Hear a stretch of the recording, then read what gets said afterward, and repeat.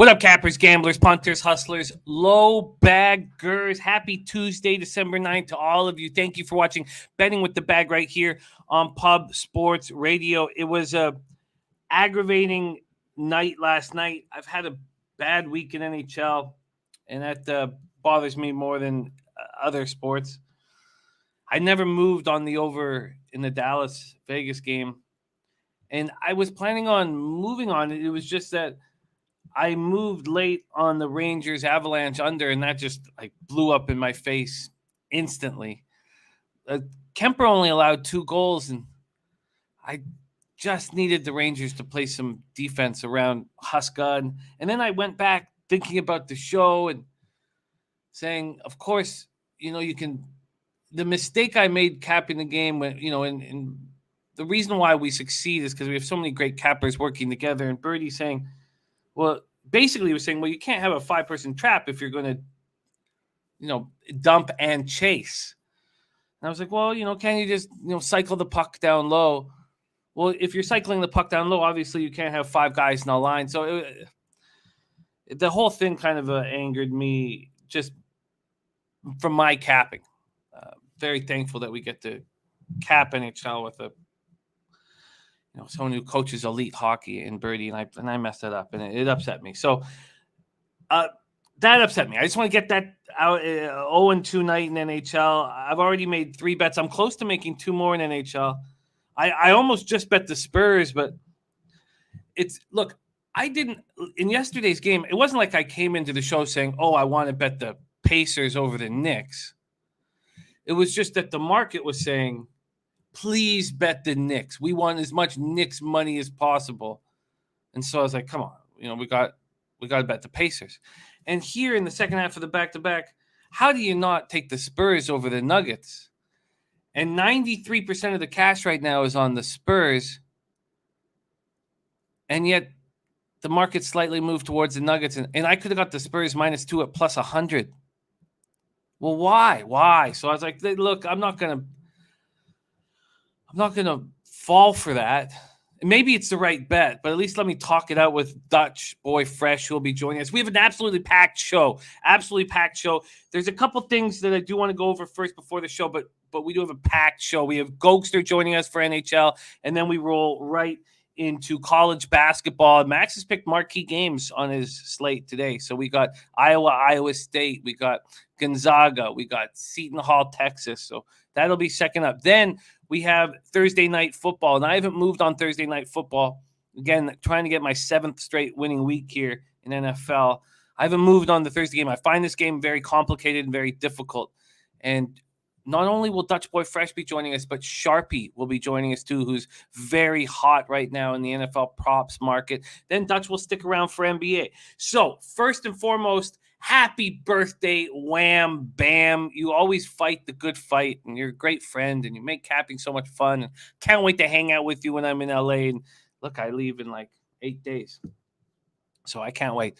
And happy birthday, my man. You're just quality. That's what you are. You are quality. I'm very thankful to be friends with you. I appreciate you. Happy birthday, Wham Bam. Happy birthday, Wham Bam. Secondly, one of our beloved low baggers, OG low baggers, Nasty Nate, his son, Lil Nate McFarland, basketball player, is not as nasty as Nate. Not yet. Who knows? Maybe he'll get nastier as he gets older. But they're trying to raise funds for his basketball team. He plays a high level of basketball. And they're trying to raise funds for the school. Mariners. They're the Mariners, right? Because he's Rhode Island boy. So they're trying to raise funds. And we did this last year. We did a great job of raising money for Nasty Nate's son's basketball team. So I'm going to pop it here in the chat. And there it is. There's the vertical raise fundraiser for Nasty Nate and his boys' basketball team. He's trying to...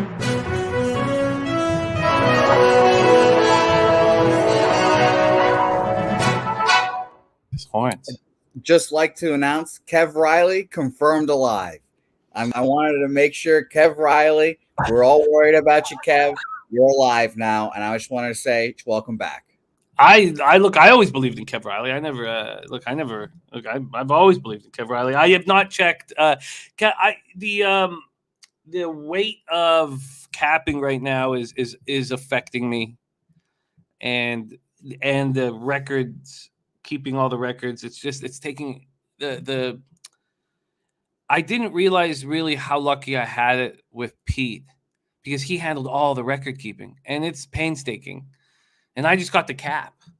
And when it's been and it's just weighing on me. Everything, like my back's all tight. I'm just, it's a battle. What we do every day is an absolute battle of trying to find angles, focusing on the angles, and then you try to go to sleep at night when you have a game on. Try. I mean, like I had a 4-2 night in NBA, and it should have been a 5-2 night. Bagley just got me right in the ye old prison pocket. Marvin fucking Bagley. He hit 2 threes, and I ended up pushing, but Magic +2 first quarter.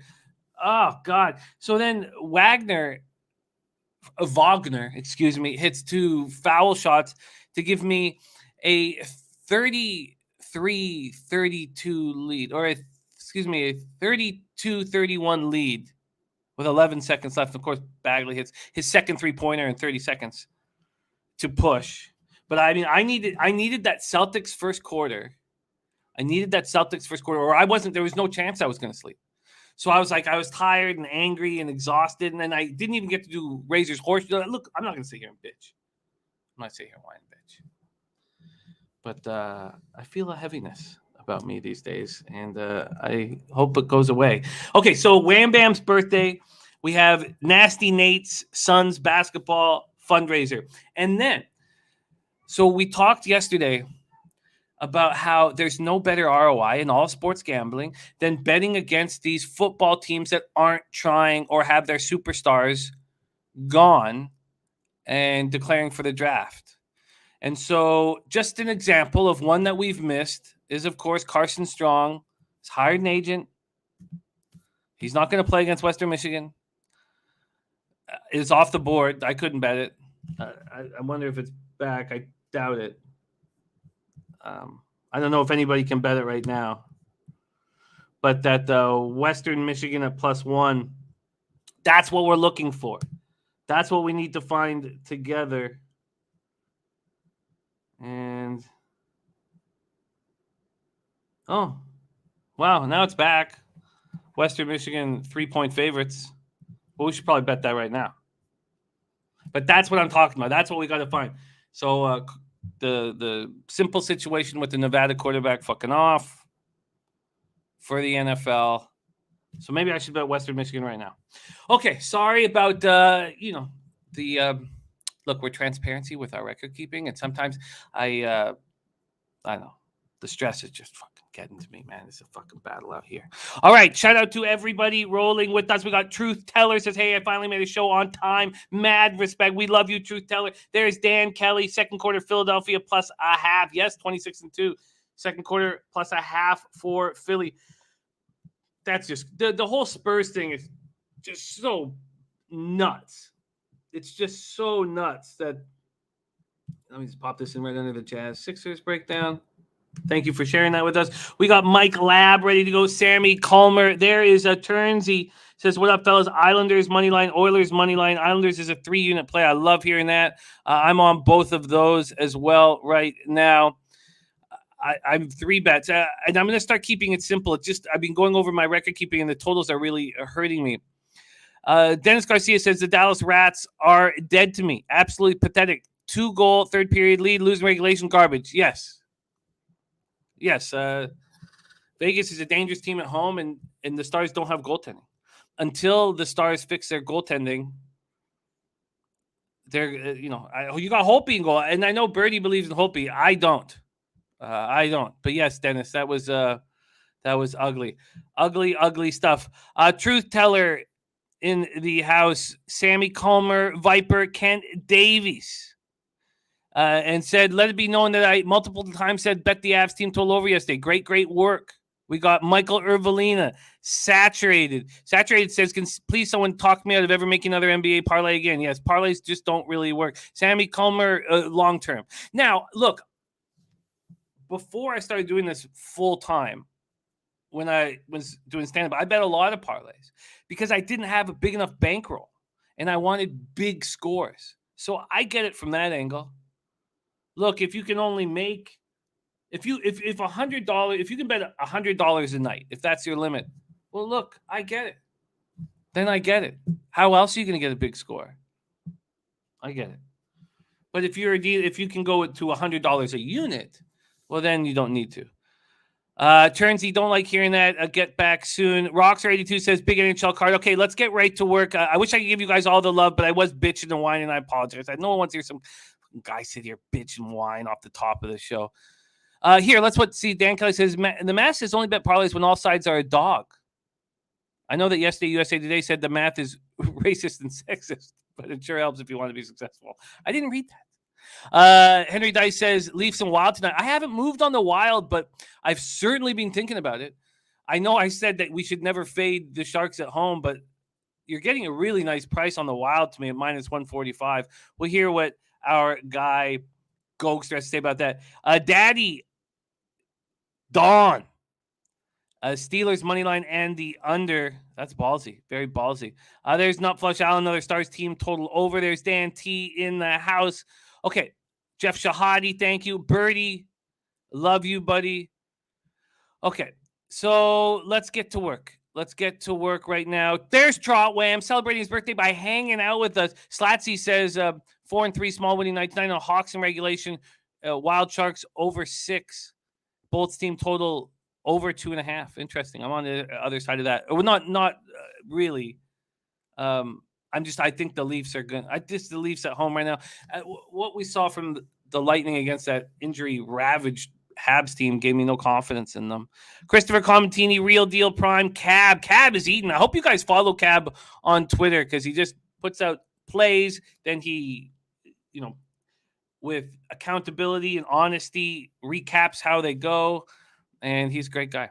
TJ says, great call on Pacers. TJ, there haven't been enough of these, but I'm telling you, I'm going to be in the black by the end of this NBA season. And look, I know that that's not saying much, but where I am right now with my record, I know I'm going to get it back. I think I'm going to get back. Sammy Comer says, regret not taking the Spurs last night. Okay. Let's get to work.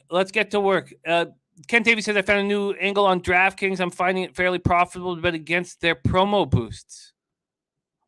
There. Now, look. See, that's what we're talking about. And TJ says, just like I tell you baseball, when you see that and it's opposite of what you expect, there's a reason. Now you need to back the other side. Very profitable angle. I'm trying to do that more. And Dennis Garcia says, I honestly feel like I just betting San Antonio, considering I could care less about that nonsense. Look, Dennis, I'm not saying that I'm not betting San Antonio, but I think that the Pacers-Knicks was a perfect example of that yesterday. Kev, it's great to see you back in action. We got Kev Riley back in action. Gary Vaughn, okay. Gary Vaughn says, took all of Sharpie's plays last weekend and got paid in full. Love hearing that. Okay. Lance Rose says, Cousins stinks in primetime spots. I don't know if I still fully believe that right now, to be honest with you. I don't know if there's Joshua Keokanlaya. Okay, we got to get to work. Sorry I couldn't give you guys all a shout out. You all deserve one.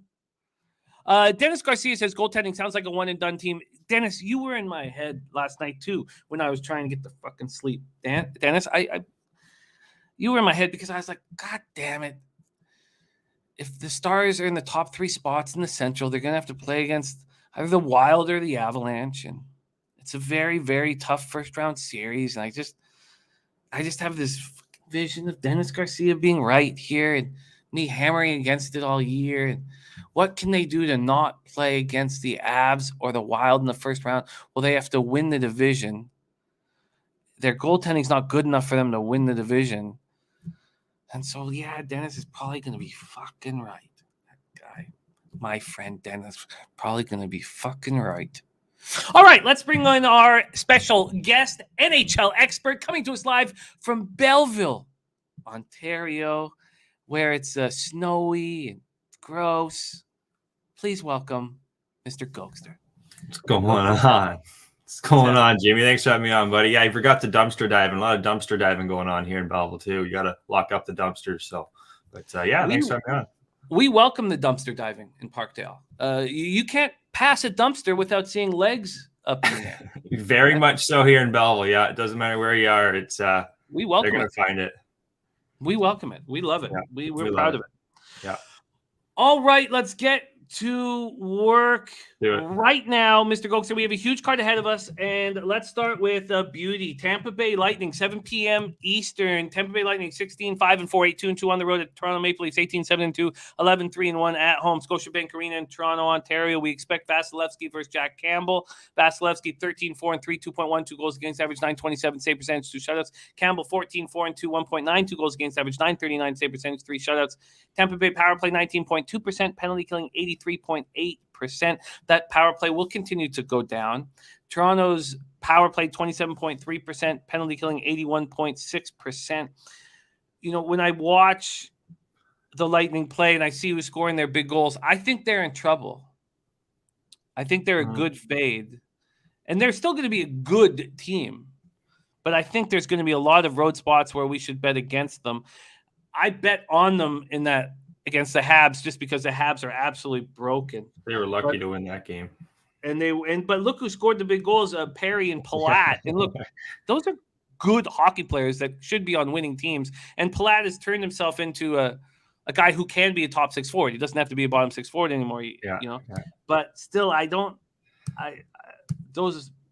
they missed Kucherov and Point quite definitely. They couldn't score until the last couple of minutes, and then they kind of got some puck luck too. Perry's goal went off his knee, I think, and 3-2 win. With 2 minutes and 8 seconds left to tie it up, and then Platt wins it with 38 seconds left. Yeah. This total has gone from 6 down to 5.5. So we've seen a market move towards the under, and then money line Tampa opening up at plus 112 is now at plus 121. The Leafs are now at minus 135. When I got the Leafs here, let me just grab this. I think I got under minus 135. I believe I did. And let me just check here quickly. Under 6 minus 135? No, I got the minus 1 at plus 122.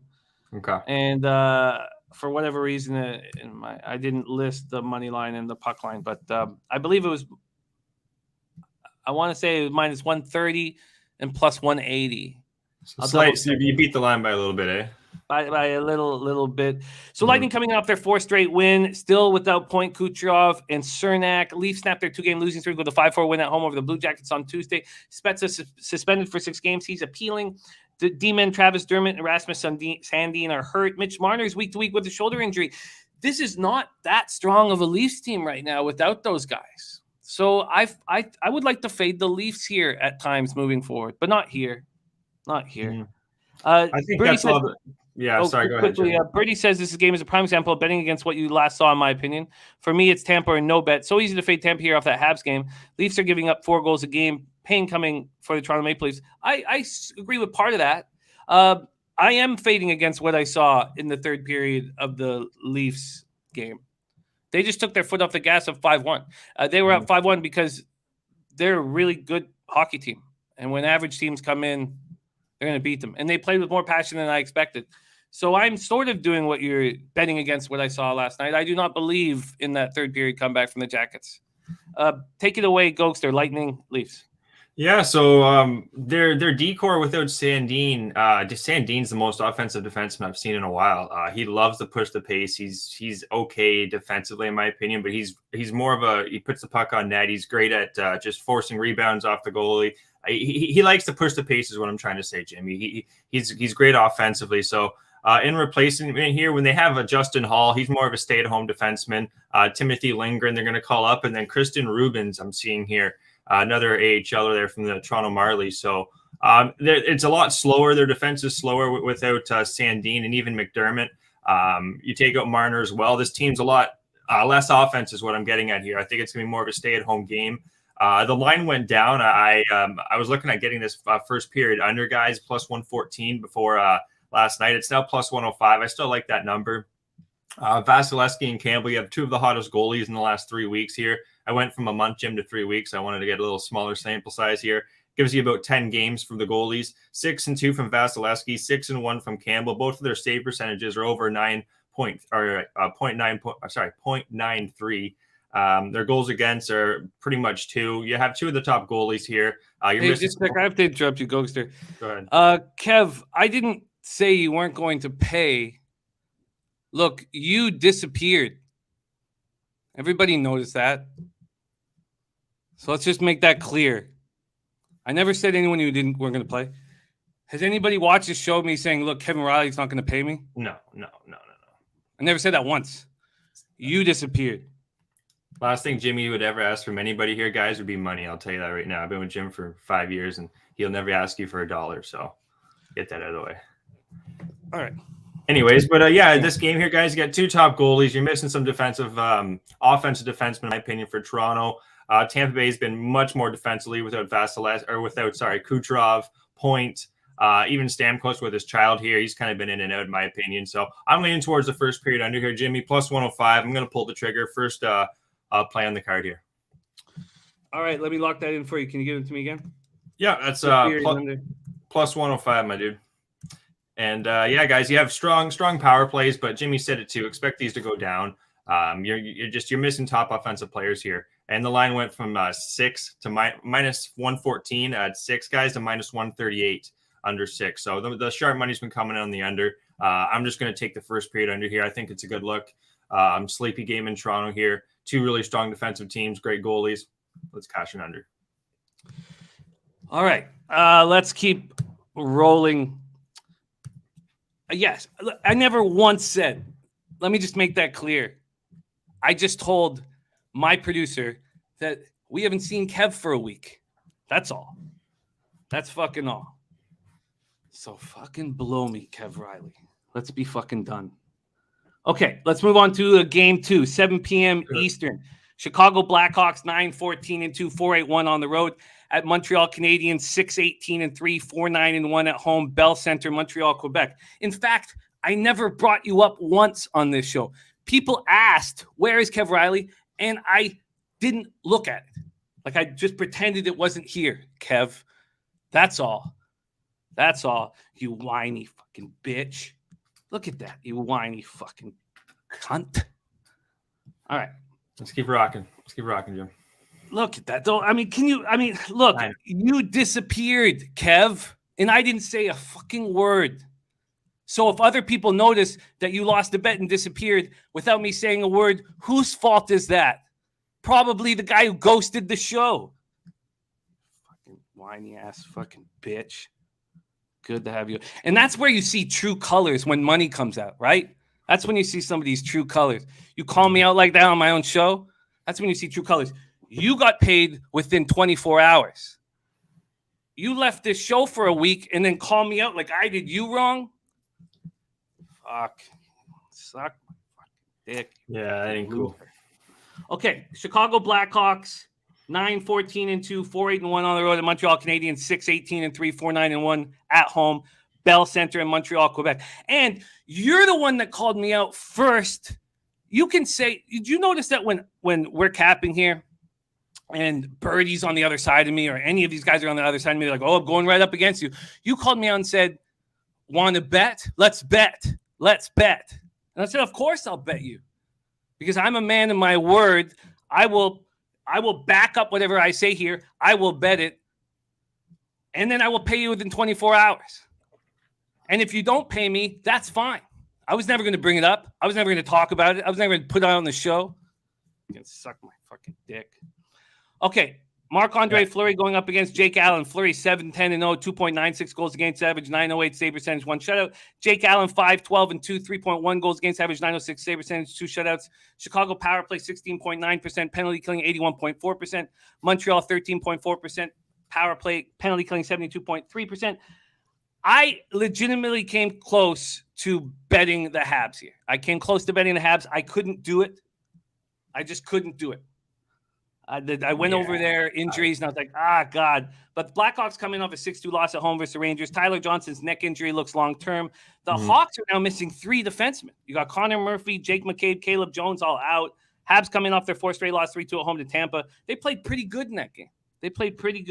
Yep. But with the injuries, I couldn't move. There has been a 7-cent move towards the Blackhawks. Take it away here, Gogster. Blackhawks, Habs. All righty, guys. So good news for Montreal fans there. Price was skating yesterday, so he is back on the ice, looking good. So I would expect Price to be back in the next couple of weeks, which is a great sign for Montreal. Allen's played 7 games this would be 7 games in a row for Jake Allen, guys. That's how much they don't trust Sammy Montembeault, their backup. So Allen would be going again, 7th straight game. He's 1-4 in the last 3 weeks, allowing 3.48 goals against. Montreal is one of the worst teams in the league. They're not much better. I have a chance of Lankinen being in net, Jim, just because Fleury's played the last couple of games, and they've been really going back and forth. And Fleury, he really didn't look good, too, in that 6-2. Not they didn't look that good. Just the third period, guys, 4 goals, 6-2 final. But Lankinen could be going. He's also hasn't been the greatest in the last 3 weeks. 1-2 with a .888 save percentage, 3.35 goals against. I want to take the over here, guys. It's actually plus money. Just the power plays for both teams are at the bottom of the NHL. Goals against for Montreal has been 27 in the last 3 weeks too. They've allowed 27 goals compared to on 5-on-5 compared to Chicago's 16. Goals for is about the same in that time. So it's kind of a split hairs kind of game. I would lean towards the overs. I would expect Montreal to put a better foot forward here, kind of like what they do against Detroit earlier on in the season, winning I think 6-1 that was. So I would lean towards the overs, guys. It's not a play I've made. Plus 104 on the over first period, and then plus 108 on the full game. That's not an official play, Jim, but that's where I'd be leaning towards. But like you said, the Montreal team here. Let me just pull up their lineups here. And you got Michael Pizzot. They're even their third line here with Perot, Daffin, and Caulfield. They're not getting much production. Pooling, another guy who came up from the AHL. Lehkonen, Evans. It's one of the worst second lines probably in the NHL too, Jimmy. Just not much experience in the league. Then you got their first line with Hoffman, Suzuki, and Drouin. That's decent, but other than that, it's going to be a tough spot for Montreal. The more I talk about it, the more I think Chicago might be the play. I think it's minus 123. But no play for me here, guys. Yeah, there are rules that I stick to, and I know Connor Murphy at times is a top 4 defenseman, even possibly a top 2 defenseman. But yeah, there's just both sides are just kind of stay-offs at this point right now. And then when we go back to Montreal, this injury report is horrible. So they just lose Dvorak as well. Is Dvorak coming back? They could really. I think he's out now, Jim. They could really use him. Let me just see the update on Dvorak. Yeah, I didn't even go over their injury list. Jesus Christ, it's awful. It's horrible. He's day-to-day. Dvorak's day-to-day. Armia, Tyler Toffoli, Jeff Petrie, Brendan Gallagher, Josh Anderson, Joel Edmondson. And then if you want to go to players who haven't even started the season, you have Byron, Weber, Price. I mean, it's just it's an absolute mess. It's an absolute mess. All right, let's roll on. No moves for us here. I've come very close to betting Columbus, and the reason I can't here is because of Elvis Merzlikins. You know what, though, Jim? This is the one. If you want to bet this guy, he loves playing in front of his home crowd. I've watched post-game interviews in the past this year, and the guy thrives playing at home. He's had an awful road trip. If there's one place I do like to back Columbus, it's definitely at home, guys. They play night and day, kind of like a Winnipeg Jets. They play so strong at home, but on the road, they're just a complete opposite team. A late addition here, guys. I just made in this game, Anaheim-Columbus. The line was originally 6, I believe, here, Jamie. It was around minus, I think, 118, 110. It went all the way down now to 5.5. So the money's been coming on the under. I'm going to go over on this game. Columbus has been an over team at home, even though Merzlikins does like playing better. The way Anaheim's playing as well, they've just all they can do is it seems like they can put the puck in the net or at least give themselves good opportunities to. Gibson is going to be going here, guys. It's his first game back. He's had some rest last game when Stolarz was in net. But Gibson in the last 3 weeks, guys, he's 2-4 with a .90 save percentage and a 3.15 goals against. So, and then Merzlikins, Jimmy said it, he's been pretty bad of late. He is 4-3, but with a 3.56 goals against. So both of these goalies are not playing the greatest, and both offenses, for the most part, can fire. Columbus is pretty much they're not fully healthy. Korpisalo, the goalie's out. Laine's still out. And then Kukkonen is out, but for the most part, they've had a healthy lineup for a long time here, and they just play so much better. They're an over team at home, in my opinion, here, guys. So 5.5 minus 119, Jimmy. I'm going to pull the trigger on that one. Gogster is on the over 5.5. Yeah, at minus 119. I want to talk about Merslekins a little bit more here. By the way, Turnsy picked up his son. There's a COVID issue at the school. He's good to go, so that's great to hear. Lee Davis says seeing some value in Calgary, Dallas, and Edmonton. I'm already on Edmonton. I wondered if Calgary was the move here. They probably are the move. And Dallas, I don't know if I want them on the second half of a back-to-back here. Ulysses, I'm thinking about it. I do. Just sent in a 4-teamer. I'll get that when I can. Ulysses, did you put that up here in the chat? Let me know if you put that in the chat or you actually just sent it to me here. Over 5.5 and minus 119 here. So I can understand Merslekins. Well, let's pull out his last few home spots to see if he hasn't been falling at home as well. But Anaheim power play at 26.7%, penalty killing 85.9%, Columbus power play at 21%, penalty killing 81.8%. Ducks snapped their 2-game losing streak with a 2-0 win at Buffalo on Tuesday night. Henrique and Getzlaf both remain out. I want to fade them in that situation, but this Jackets team comes in off losing 5 of 6. Will they gain momentum after a 3-goal third period? They should be able to put offense against this Anaheim team, like you say, without Getzlaf, couple Henrique, big players. What do I want to say here? Legends, kind of guys that have been around for a while for Anaheim. So I think this is going to be an over game more I think about it. Both the power plays are humming over 20%. I don't expect the penalty kills, to be honest, to stay at around 85, 82%. So look for there to be goals, in my opinion, here. Both teams can score. First period, I lean towards the over there, guys, but I'm not going to take it at like minus 127, 125. I feel more comfortable in the full game because I've seen Columbus in the past, Jim. They like their home games. A lot of them have gone over in the past. So Turnsy says Columbus is the bet. I think the Columbus hockey team would be the bet, but Merslekins has now allowed 15 goals in his last 3 games. His last home game, he allowed 4 goals to the Sharks. I just don't like what I'm seeing. That's why I think it's an over. Yeah, that's why I think it's an over here. But you think that Merslekins can turn it on at home here in this spot? Well, I think he's going to play better. I think the team in general, Columbus, they play so much better in front of their fans at their home arena there. I don't know what it is. They play night and day. I've seen them down 3-1, 3-2 in games 4. They can be down and come back against and a team like Anaheim. They're not like they're veteran laden. It's a young team that's probably going to make mistakes. Yeah, they beat Buffalo, but you got a Columbus team, like you said, they just got their asses kicked on the road, and it's not like they're missing guys either. So I think we're going to see some goals here. And Zegras and Terry and Milano, these guys are just lighting it up right now too. So it's goals. So I love the way Milano's playing. Okay, I'm going to stay off for me, but Turnsy's saying it looks like that's the bet. Sea Gunner looking at Minnesota, Edmonton, Tampa Bay, and Carolina. Let's move on to the Islanders. Is this the spot where they turn it on? Shout out to North Ender for getting them, I believe, at 66-1 to win the Cup yesterday or 2 days ago. Predators 14-10-1, 6-5-1 on the road. Islanders 6-10-5, 0-4-2 at home. We're at UBS Arena in Elmont, New York. I came close to taking this on the -1 line. It would have given me a +150, but I haven't been doing that on -110s all year, and I shouldn't start now after starting off the week Monday or Tuesday, Wednesday with poor performances. UC Saros was unavailable for Tuesday's game. He's out with a non-COVID related illness, and it looks like, I don't know, he's listed in some places as starting. This is the first of a back-to-back. Why would you start him here? I expect that he will start the next game if he's able to give him another day off. Do you have UC Saros starting here? No, I don't. No, I have Red Light Redditch in that. Okay, so that's very. I don't know what to make of Riddick personally. I don't know. I think him and what's his name? Mrazek, very similar goalies. They can look good, but then all of a sudden they can just let in 5 weak goals too. I'm not a fan of Riddick there. I've seen him in Toronto I've seen him in Calgary. He's been all over the place lately.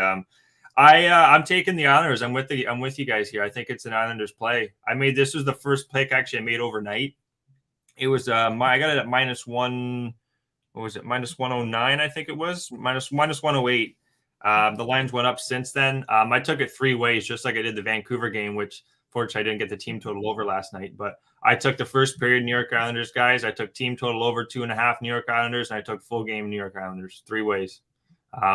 Nashville right now. If you also want to take out Benning and Ekholm, Jim, I'm seeing that those 2 guys are also out.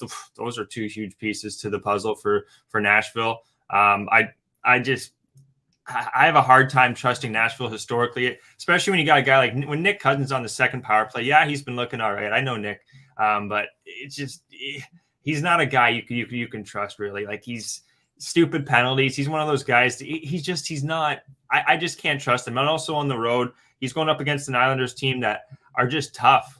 It's a tough team. They got to start winning games right now. Nashville's a team that's depleted a little bit as well. When you're without Saros, and I don't expect Saros to be. And if Saros is in net, then we could have a whole nother question here. But even so, he's coming off an illness, and I don't like that. Kind of like what with the Boston game yesterday. I expect the New York Islanders here to keep rolling. Sorokin had a really good game against Ottawa. I expect him to be back in between the pipes. I'm a big fan of Sorokin, even though he's 1-3 in the last 3 weeks. I expect this Islanders team to play solid hockey here. And also, not to mention, guys, the Nashville penalty kill is sitting at 74% in the last 3 weeks. So they definitely have penalty kill issues.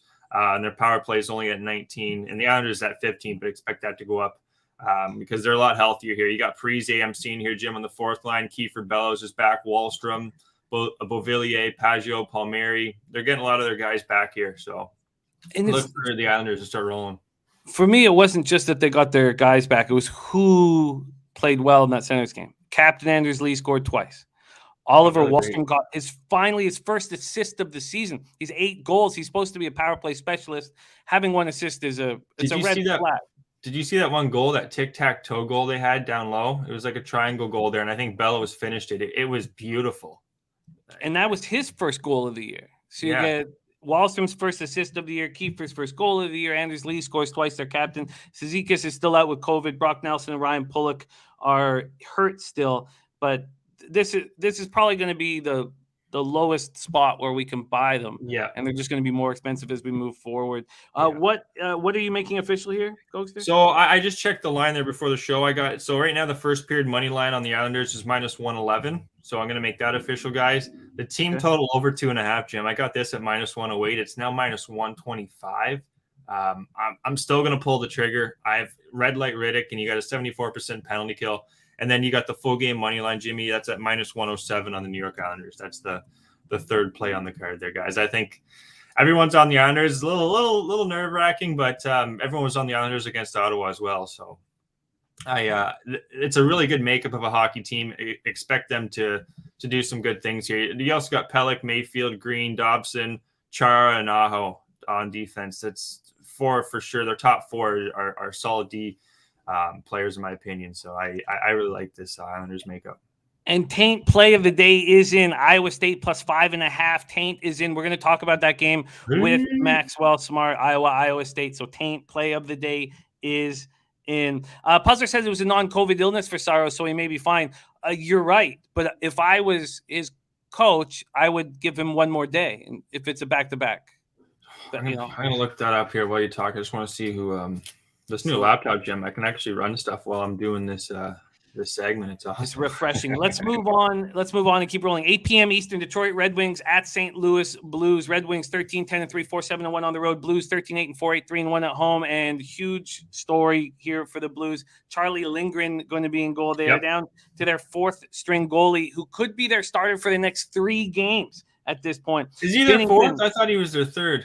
No, Hofer is Joel. Hofer is there, but on the depth. Yeah, he's a rookie, but he's been really good, guys. At Hofer, Jesus, and he can't be called up because of cap issues. Yeah. So because of salary cap compliance issues, and then they signed John Gillies, who hasn't played. Oh Jesus, that's a dumpster fire. That's a dumpster. But I don't think he'll. Hopefully, he'll never have to, be between the pipes. But I don't know what to make of this situation because Charlie Lindgren is 27 years old. He's played 25 games in the NHL, and he's having a good year this year with Springfield. 8-1-1, 2.16 goals against average, 925 save percentage. Yeah, that's a good hockey team in Springfield. And in the NHL, in 24 starts, 25 games, he's got a 2.99 goals against average, 907 save percentage. He hasn't been terrible. And they've been high-pressure situations with the Montreal Canadiens. He's saying all the right things. He talks about how many of his AHL teammates are up right now with the Blues and how he feels at home in that room. And he's saying all these great things about the situation that he's in. And so I don't know what to do with that. And I still am interested in betting him. Who's going to be in between the pipes for the Red Wings? Ned. If Ned goes, it's going to be his third straight game. Because I have Grice listed. Yeah, and if Grice goes, then it's And the St. Louis power play at 29.6. I think they can rally around Lindgren. So I want to know that Grice is in, and I do have interest in Lindgren. I also thought it was very interesting that the market didn't move. Open at minus 171 at Pinnacle, now still at minus 170. So we've had no movement on the market. So I don't know. I lean towards the Blues rallying here. What do you think? Well, just going back to the Nashville there, they play the Devils tomorrow. So I could see Saros going tomorrow in that game. But looking towards this St. Louis game, Lindgren, I watched him a lot here in Belleville. Charlie, actually, saw him down the locker there, the alley gym, and it's like, Charlie, you're a sieve. And he looked over at me, and I bolted. So, I've always been in his head. I've always been in Charlie Lindgren's head. Yeah. I've seen him play. He's playing the best. He's been like on Laval, he never did too well. Montreal had a hard go. He played on Springfield. They're a solid hockey team. Like Jimmy said, he's playing his best hockey I've seen him play ever. 27. I feel like this is the time for Charlie Lindgren.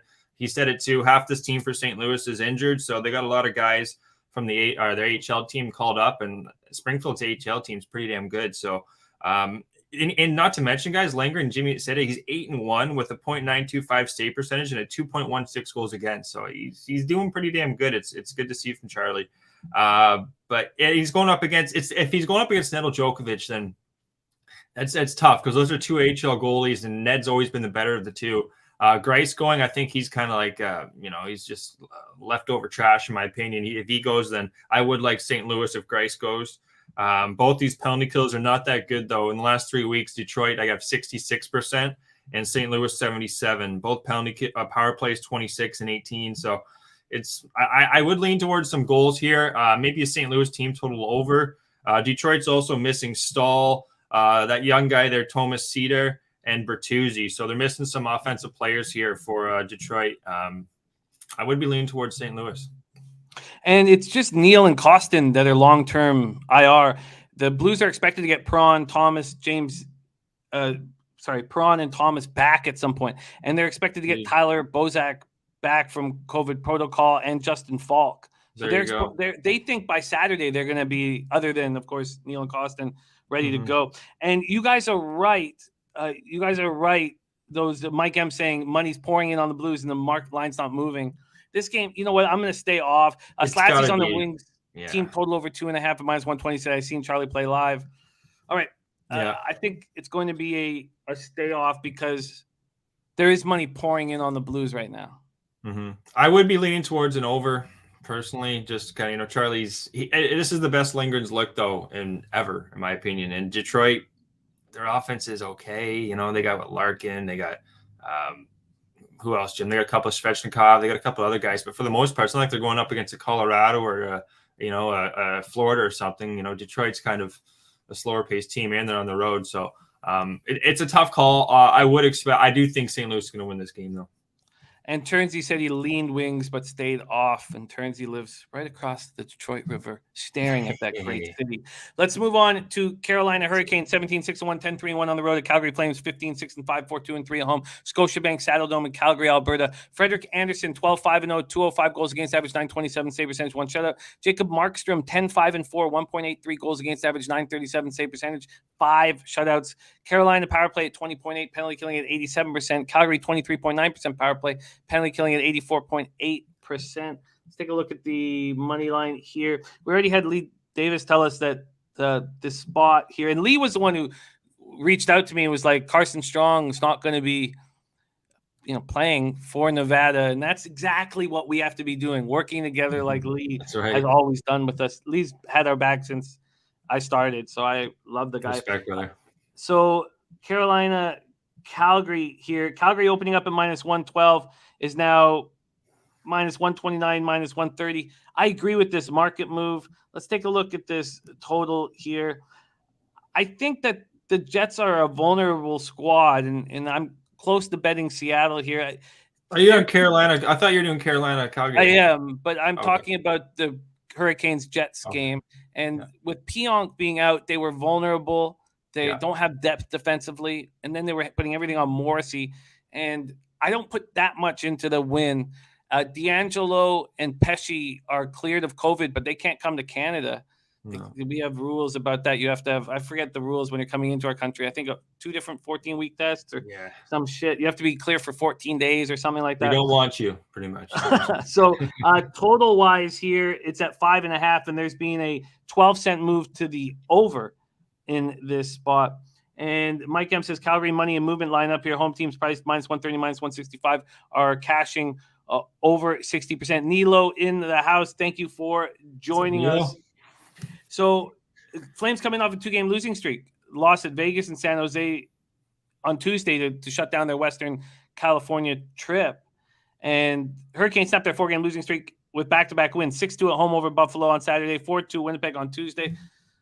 I think that the Flames are the spot here. I think it's about the spot. Now, they are just 4-2-3 at home.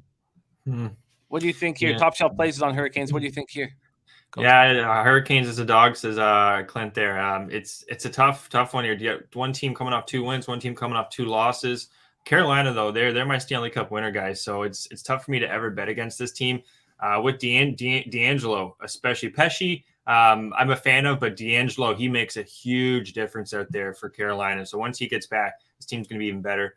On this road trip, though, this is a stay away game, in my opinion here, guys. You got 2 goalies, Anderson, Markstrom. I guess Markstrom's a little bit better, but I know Anderson could play damn well. Offensively, both offenses, they're, pick your poison, really. I think Carolina's a little bit better, but a little bit banged up on the D end. Goals against, you have 20 goals against in the last 3 weeks for Carolina, 16 for Calgary.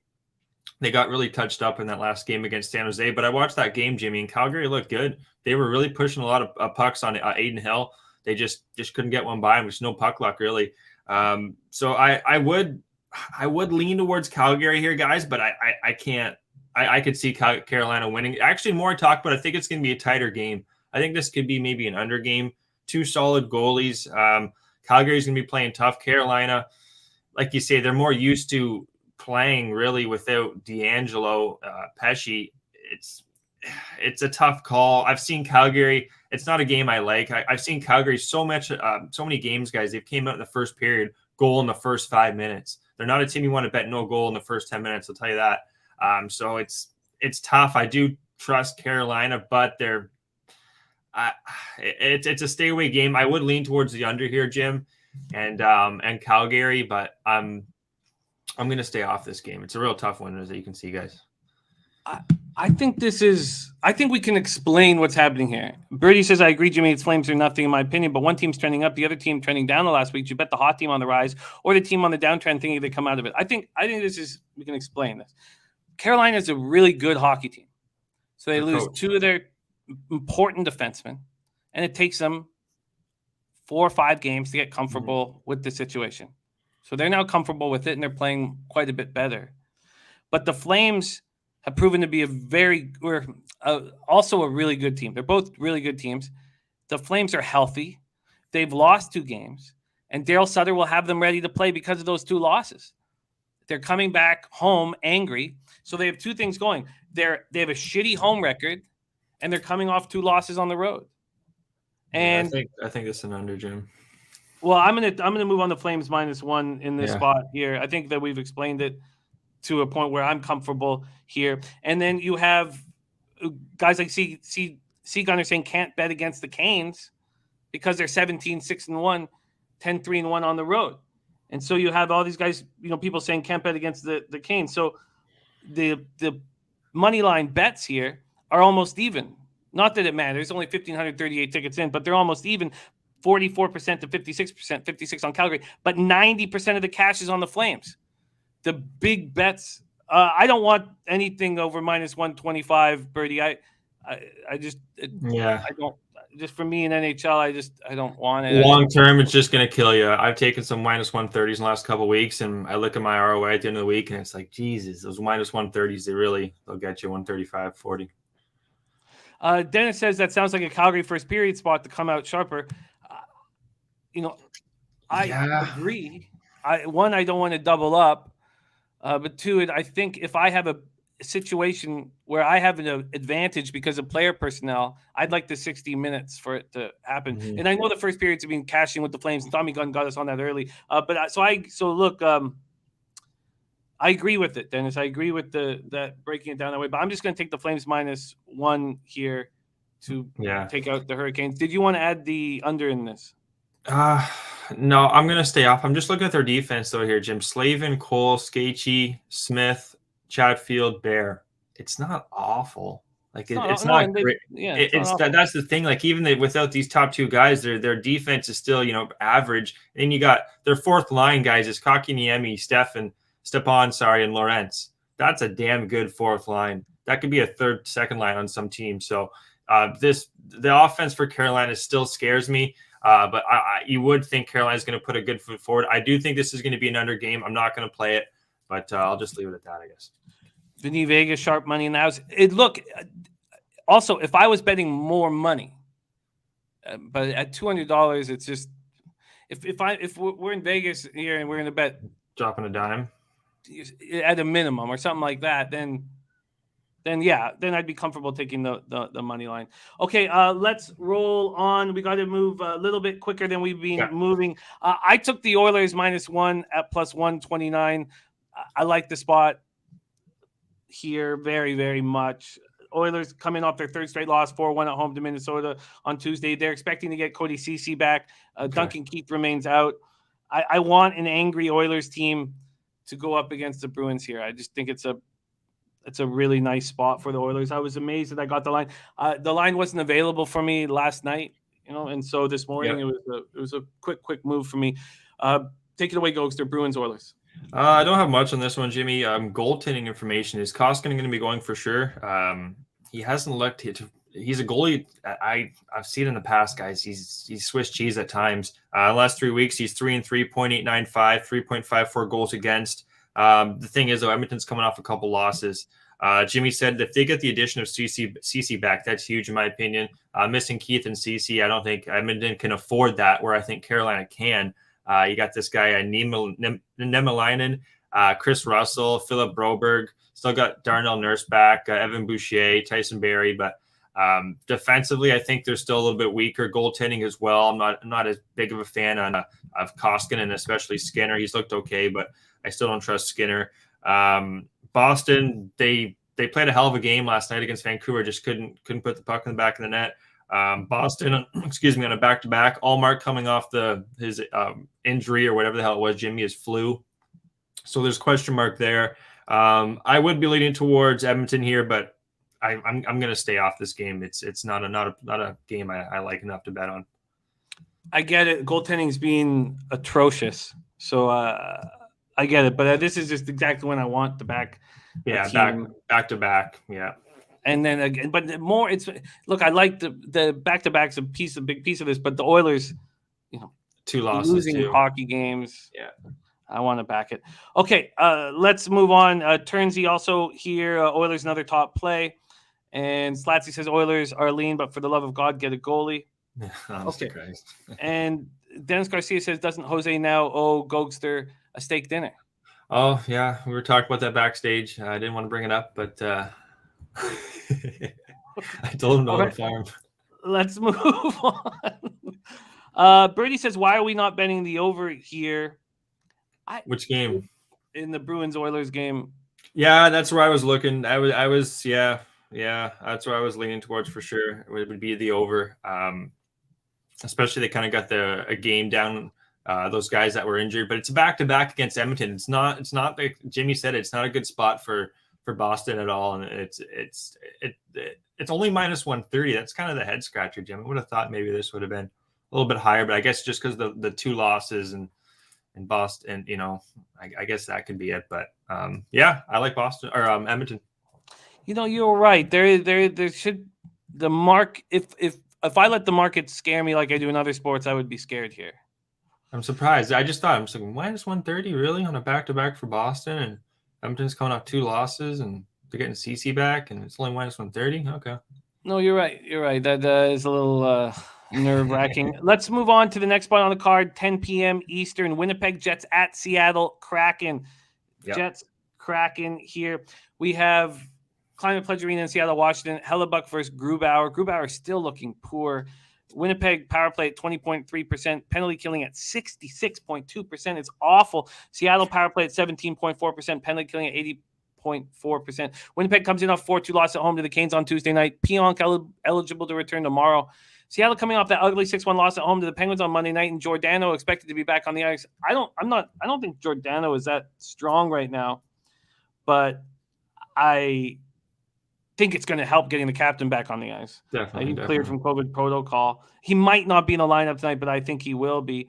And I think that the Kraken are giving us a perfect value opportunities to back him here. And I think what we saw from the Jets against Carolina was real without Pionk and Morrissey having to play 30 minutes. And then you have a team that's 3-5-3 on the road. They won 3 of 11 games on the road. So I've been staring at Seattle here for a while, and I think I would like to pull the trigger. I would just like to hear what you have to say about it. But let me just give you the money line here. Seattle opening up at minus 106. They're now minus 101. So a slight move towards Winnipeg. And let me just see if the money is there again on Winnipeg as well. We have, yes, all over Winnipeg. 76%, 92% of the cash on Winnipeg.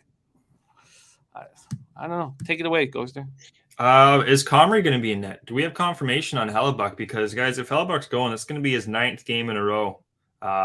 He'd be playing. So I would honestly think that Comrie could get the start here. So if Comrie goes, that line's going to move the opposite way, in my opinion. It's going to go to Seattle. I don't see how I would be on Seattle or nothing. I actually played the full game over here, guys. I do expect Comrie to go. Even if Hellebuck does go, I don't like it. He hasn't looked good on the road at all. Then you have Grubauer, 4th game in a row, 3-3, 3.15 goals against, over or 0.8. What do I have here? 0.894 save percentage below 900. Not to mention, guys, Seattle's power play. I think you said it was in the 20% range, Jimmy. The last 3 weeks, they're humming at 30%. They're one of the top teams on the power play right now, Seattle. And you got a Winnipeg team at 66%. It's telling me probably a Seattle line, to be honest. But I think the over 6, I like that play. Edmonton or Winnipeg, missing Pionk. That's it. They're a healthy team. They can score at the best of them still, Winnipeg. And then you got Grubauer, who's not a good goalie. Two bad goalies, especially if Comrie goes. I'm not a big fan of Eric Comrie. I do think he is going to go. And then you have 2 power plays that are pretty good for the most part.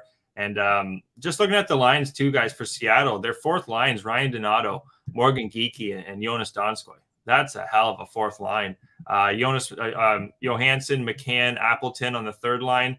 It's real. I like this makeup from the Seattle team here. So I would definitely be leaning towards Seattle. Defensively, they're okay. Soucy, Lazan, Alexiak, and Giordano. They haven't had good goaltending from Grubauer. So I like the over here, Jimmy. I already pulled the trigger. Over 6 minus 102. That's the line I got there, guys. I usually don't take too many over 6s, but I think we got a goal fest in Seattle tonight. Well, let's see what we can get you right now on that over 6. I believe it hasn't moved. It barely has. Minus 103 now. Okay. So it was minus 103 to minus 102 to minus 103 now. So it's Gogster over 6 at minus 103. There's Robert Cherry in the house. Okay, so I am going to move on Seattle.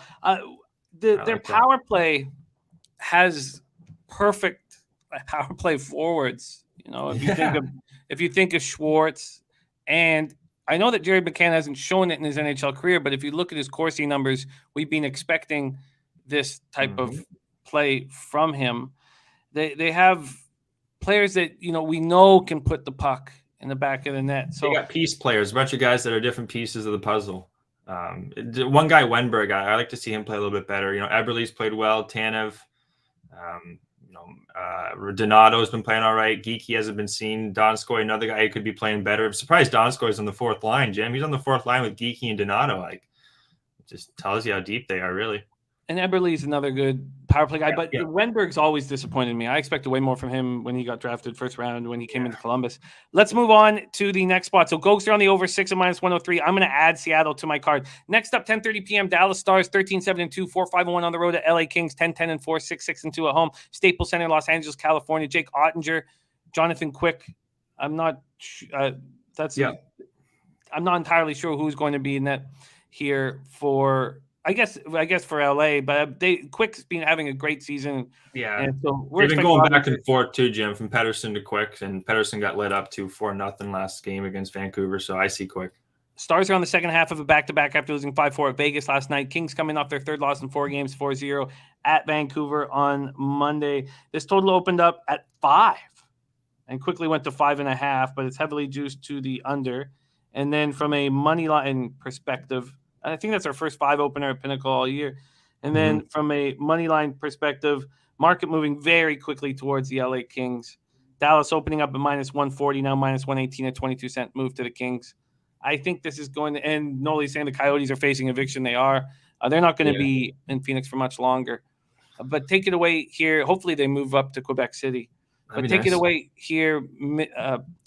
Dallas, LA Kings. Absolutely. So this game here, Dallas LA Kings, Ottinger has been the kind of reason, in my opinion. Well, he has been. He's 5-0, guys, in the last 3 weeks for Dallas. Big reason why they went on that run. He's got a .951 save percentage, Jimmy Ottinger, and a 1.41 goals against. So low key, this guy's been one of the top goalies in the last 3 weeks to a month. Their power play too for Dallas. They should have beat Vegas. Really, Vegas did what Vegas does at home, guys. They come back and they beat teams. The penalty kill for Dallas has been really good. It's not a game I have much action on. I was leaning towards the first period under. That's what I have written down here. I don't like the line though. It's heavy juice here on the under, so it's going to be a stay away from me here, guys. But you have 2 solid goalies here. Quick's definitely been the better between him and Pettersson this year. Been disappointed in Kyle Pettersson for LA Kings, but it's 24%. But both power plays were humming too. 24%, 22. It's not a game I can make a lot of cases for, to be honest here.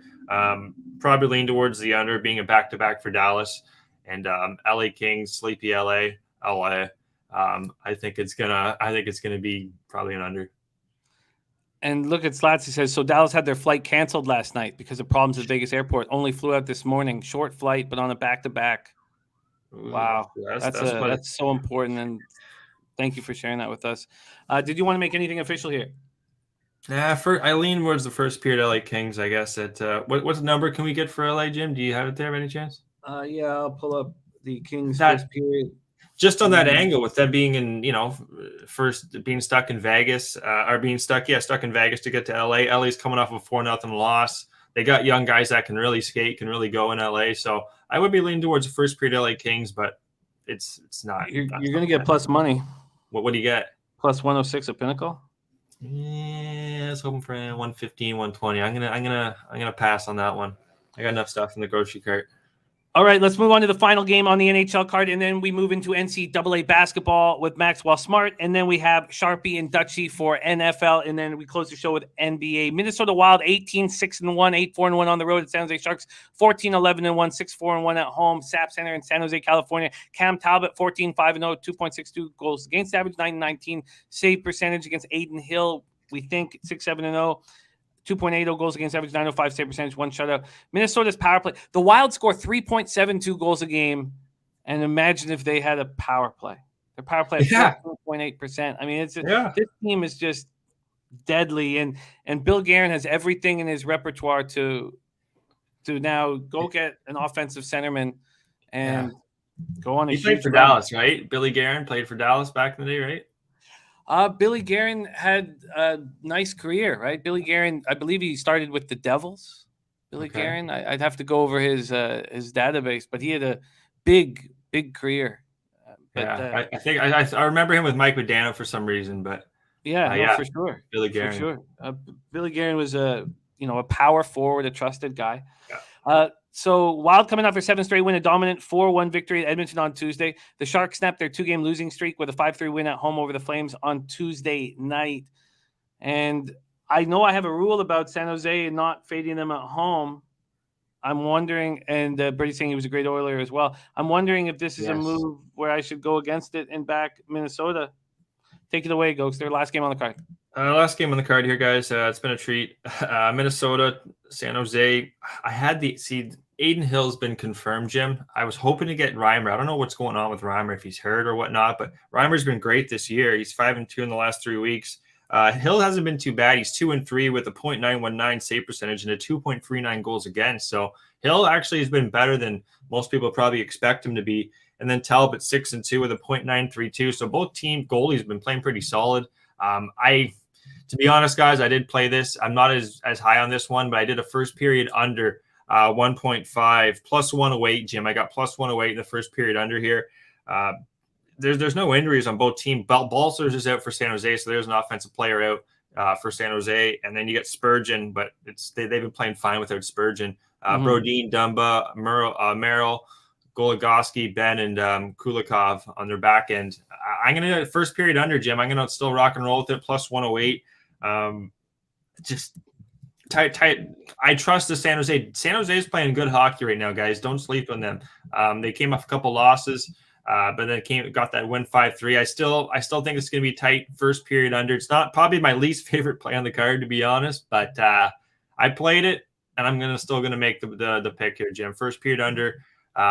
Plus 108 going down.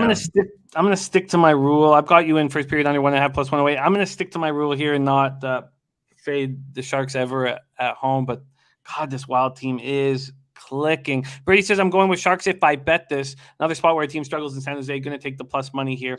All right, let's review all action here on this NHL card. Looks like I'll be making 2 additions, but let's go over what's locked in right now. I'm on the Leafs -1 at plus 122. Gogster is on the first period under. So here we go at plus 105 in Lightning. Leafs. We're off of Blackhawk Habs at this point, but I can understand Slatsy's idea with Marc-Andre Fleury going back to his hometown and should have a great start. 2 dumpster fires.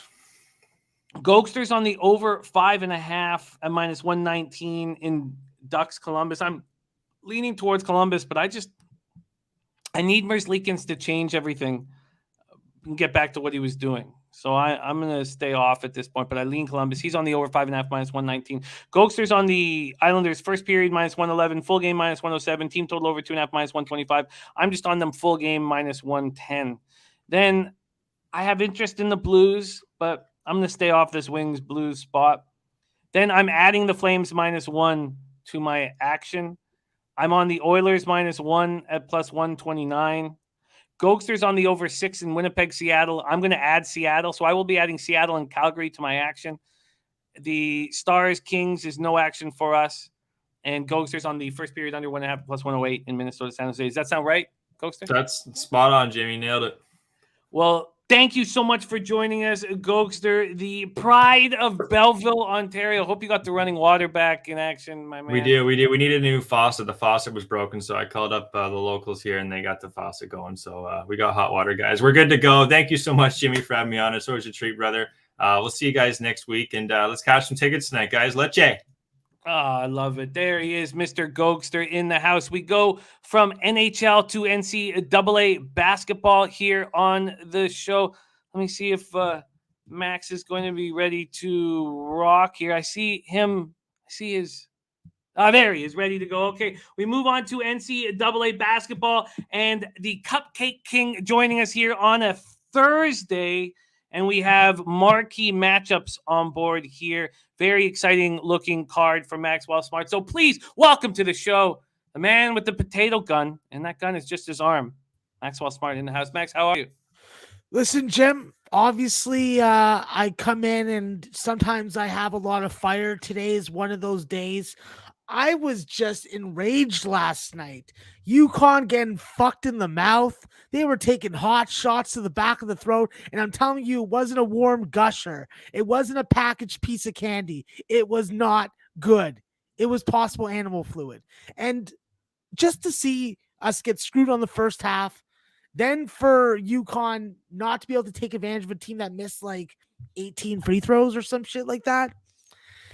It was pitiful. I am done with homer teams. No more homer picks. No more Bonaventure. No more UConn games, Jim. Banning them. They're banned. Yeah, it was a very interesting basketball game, and I was cheering for your boys. I think playing with these injuries will help them down the road, but it didn't get them the W last night. But you have picked marquee matchups here for your card today. And we start with Beauty, the first game on the college basketball card. And it is the Big East Big 12 battle, 6:30 p.m. Eastern. Number 7th ranked Texas Longhorns, 6-1, 0-1 on the road. And number 23 Seton Hall Pirates, 7-1, 5-0 at home at Prudential Center in Newark, New Jersey. Texas comes in off their 5th straight win, all by double digits. They were last seen in an 88-58 win at home over UT Rio Grande Valley. Seton Hall comes in off their 4th straight win, a little easier. Nyack College Warriors, 113-76. Seton Hall shot 63.3% from the field and 50% from three. Not a Div 1 opponent, but they are a good basketball team, and they've been good teams so far. And they opened up as a +1.5 dog. They've moved to -1 point favorites here. This total opened up at 135.5. It's now at 133.5. Big East, Big 12 battle, Max. Texas, Seton Hall, take it away. Yeah, Jim, for me, this is a spot where I did like Seton Hall before the number flipped, and I actually saw them open up yesterday as high as 2.5. So I do think that with Seton Hall, there was value yesterday. Today is another situation. And I have to look at the defense. I have to look at the defensive numbers. While Texas has played a bunch of cupcakes, they have been able to have one of the top scoring defenses in the nation. They do play very well defensively from a scoring standpoint in the first halves. And this is going to be a game that it's going to come down to who can make their free throws, who can connect on more 3-point shots, and who can play with the lead and not blow it. I think that with this Texas team, the point guard matchup is definitely interesting, but with Seton Hall, we just don't know what their depth situation is going to be like. We do have Jahari Long and Bryce Aiken questionable for this game today. Texas is still missing Dylan Disu, but I just think at the end of the day, this is a spot where I would have liked Seton Hall as a plus money dog, but now when we see this line flippage, it's like, all right, well, I guess I got to come back on Texas. I'm not going to take the favorite in this matchup. I know I've been boasting about how the Big East has been smacking around other power conferences, but with this Texas defense, the multiple lineups that they can throw at you, they have more depth. I just think that the determining factor is going to be the play of Marcus Carr. We've seen Marcus Carr struggle in some of these marquee matchups in his career previously at Minnesota, more so than Texas only having the one marquee matchup against Gonzaga. But I think that it comes down to, can you get Trey Mitchell going? If you were able to get Trey Mitchell going against Alexis Yetna and Obiagu and company for Seton Hall, I think that you're going to be able to get out with the win. At the end of the day, I like the guard play for Texas. I've watched them many times play these types of close games on the road. And if it's going to be rigged, which is possible in the state of New Jersey, hopefully it's rigged for the Longhorns. Do you want them on the money line? Circa has, of course, these weird lines here today. They have +2.5 for Texas at -137. They're +100 on the money line. Do you want me to shop for a +1 or for a money line? No, I'll take a +1. All right, let's get you the best +1 available here. Let's move over to spreads. We have a +1 at -110. Texas +1 at -110. Max, his card has begun. Texas +1 at -110. All right, we roll on. 7 p.m. Oh, +1 is -101 at Bookmaker. Thank you very much, Billy. Let's lock that in. Texas +1 -101 at Bookmaker. Ultimate line shopper. That is good work, Billy. Good work, Billy. Okay, next up we have 7 p.m. Eastern. Hampton Pirates 3-6, 0-3 on the road at William and Mary Tribe. 1-9, 1-2 at home at Kaplan Arena in Williamsburg, Virginia. Hampton getting a win breaking their losing streak last out 58-57 at home versus Norfolk State. They'd lost Norfolk State the week prior 70-61, so it was a nice comeback there. And William & Mary, 3 straight losses, and that lone win was not against a Div 1 opponent. They've only lost to Div 1 opponents. They're coming off a 74-59 loss at home versus Old Dominion. Let's get you the market here. We have Hampton opening up as 4.5-point dogs. They're now 3.5-point dogs. And this total opened up at 134, which is where it stands right now. You can find a 133.5 or a 134.5. Take it away, Max. Hampton, William & Mary. With this game, Jim, I didn't really understand the line. I understood that William & Mary is going to get credited with their home court advantage. But with this Hampton team, they made a pretty hard, almost impossible game-winning shot against Norfolk. I can't remember who it was. It may have been Russell Dean, who had a terrible offensive game, but I think then ended up hitting the game-winning 3 with a guy on this side, a guy on this side, and he still got the shot up, off, and in time and made it. So crazy win. I was devastated because I was on Norfolk. I had a nice live money line play on them. But today, I'm going with the Pirates. I think that when you look at this game, this is going to be an interesting game from a scoring standpoint because both these teams don't do a good job at the free throw line, and both these teams aren't good three-point shooting teams. So when I looked at my numbers, I'm trying not to go crazy on a game and throw 3 or 4 plays out on the show. But what was calling my name was the team total under 65.5 with Hampton, and then Hampton on the spread. Unfortunately, I need to choose one of those because they're contradicting plays when you think about it. I think that with this Hampton team, they've struggled to get over 60 points in pretty much all of their games this year.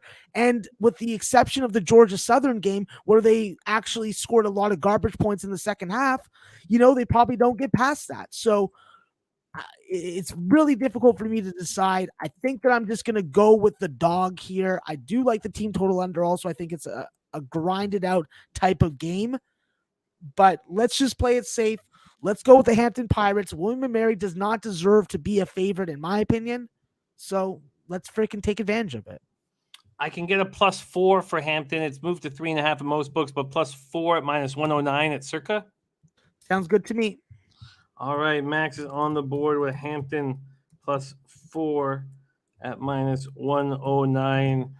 The rare favorite that is 0-9 versus Div 1 opponents here with William & Mary Tribe. Dan Kelly says, I noticed that if you want to bet St. Bonaventure, wait until halftime against the spread. They're getting their asses kicked in the first half, come back every time in the second half.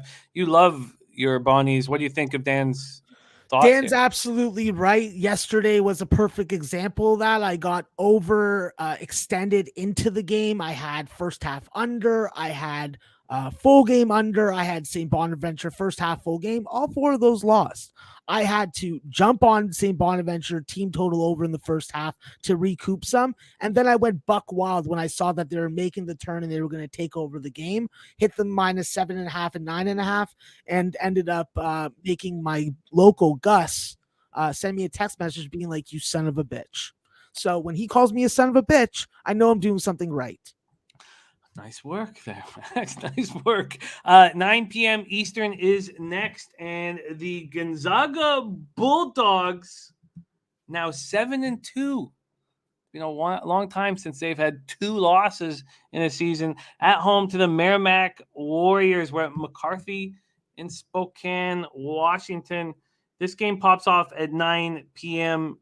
Eastern. Gonzaga opening up as 31-point favorites. That's moved to 32 and 32.5. This total sitting at 136.5. An angry Bulldog team welcoming Merrimack. How are you moving on this one? Yeah, this is a real interesting game, Jim, because we just watched Merrimack get absolutely throttled and freaking penetrated by Brown's three-point shooting. And tonight, I think that with Gonzaga's ability to score inside and score easily inside, that's definitely going to be there. The question is, are they going to be able to shoot over this zone? Are we going to get better shooting from Rasir Bolton and Andrew Nemhard, who combined for like 4 of 17 last time out? I think that this team has played its hardest stretch of the non-conference already, and now we get into a game that more resembles a Central Michigan spot, the Bellarmine spot. I expect Gonzaga, and my numbers project Gonzaga to have value at most at 18.5 points in the first half. But when I break down the numbers, the team total over 41.5 had a lot of appeal to me. It's something that I've cashed a lot with Gonzaga at home. Unfortunately, what my number was for the team total was 42. So I'm going through a lot of turmoil trying to decide what the best play in this game is, because what else we know about Merrimack is that they're not a good scoring team. They played two power conference teams, Virginia Tech and Rutgers, and in both games, they didn't score more than 23 points in the first half. Well, look at the team total in the first half now. It's 22.5. So I had to cross that one out. The play I'm going to make for the show, because I've had so many different angles in it, is I'm going to go two ways. And I'm not going to triple up, even though I want to. I'm going to take Gonzaga first half, Jim. I'm going to need you to shop and get me the best number possible. And then I'm going to take Merrimack team total under 51.5.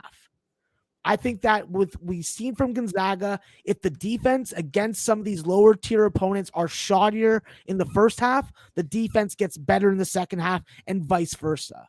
So I'm hoping that we can keep Merrimack under 51.5 points, and I'm hoping that Gonzaga wins this first half by 20 plus.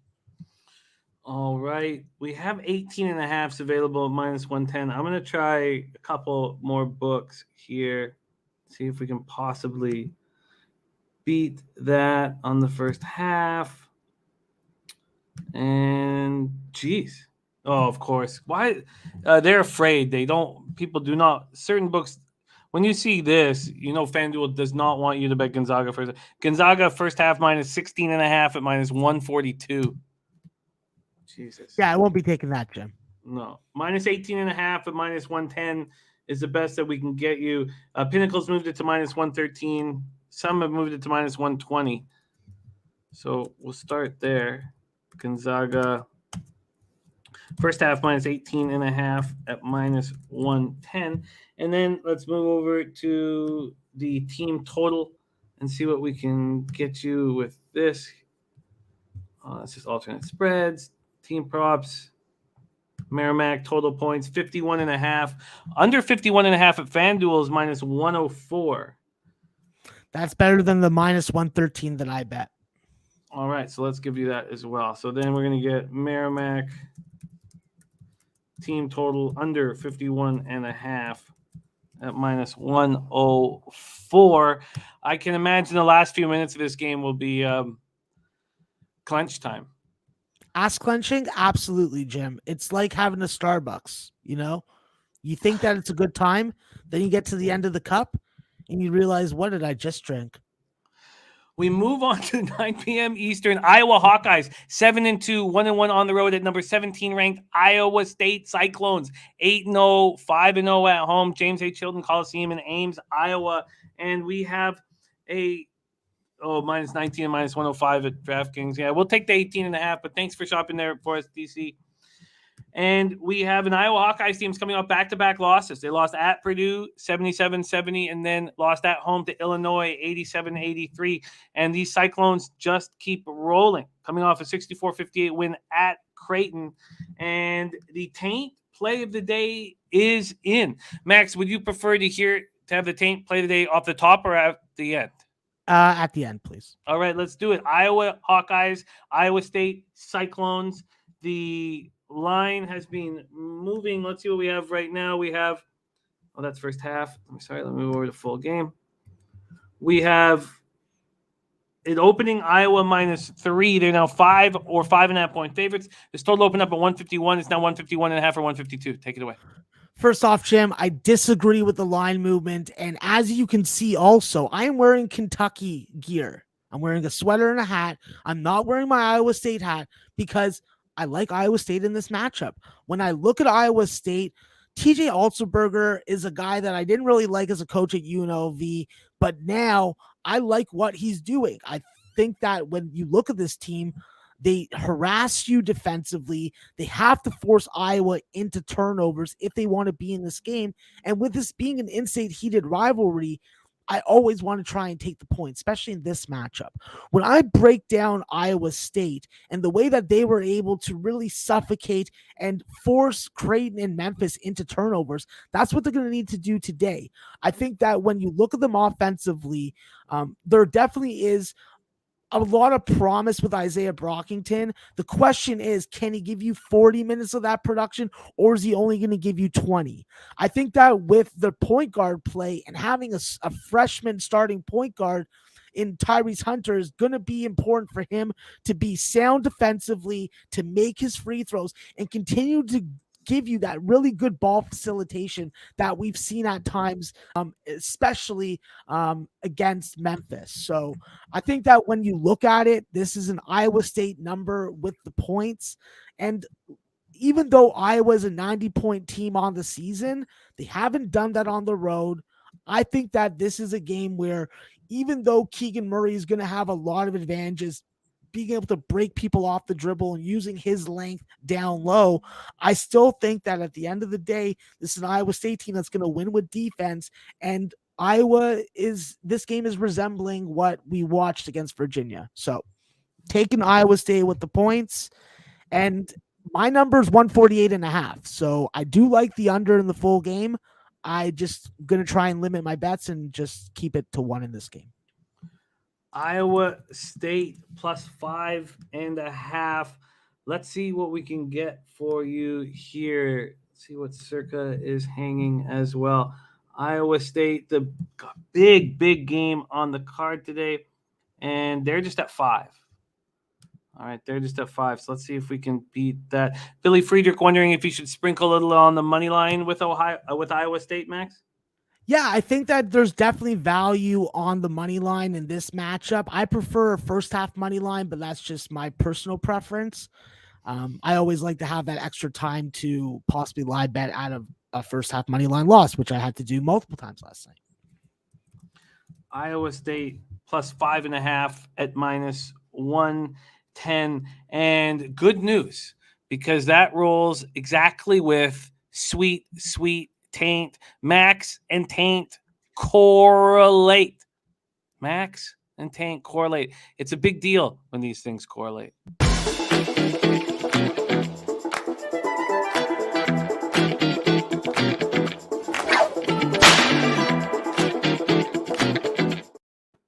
There are 5.5 at minus 110 out there. There are the 5s, and some of the 5.5s are minus 115, but not all of them. Julian Cesaro says watching and maybe live betting it. And About Buck says fade them. Talking about Iowa. Says fade Iowa. Iowa State plus 5.5 for Maxwell Smart. Let's review Max's action. Starts his card with Texas plus 1 at minus 101. Then Hampton plus 4, minus 109. Then he doubles up. Gonzaga first half, minus 18.5, minus 110. Merrimack team total under 51.5 at minus 104. And Iowa State plus 5.5 at minus 110.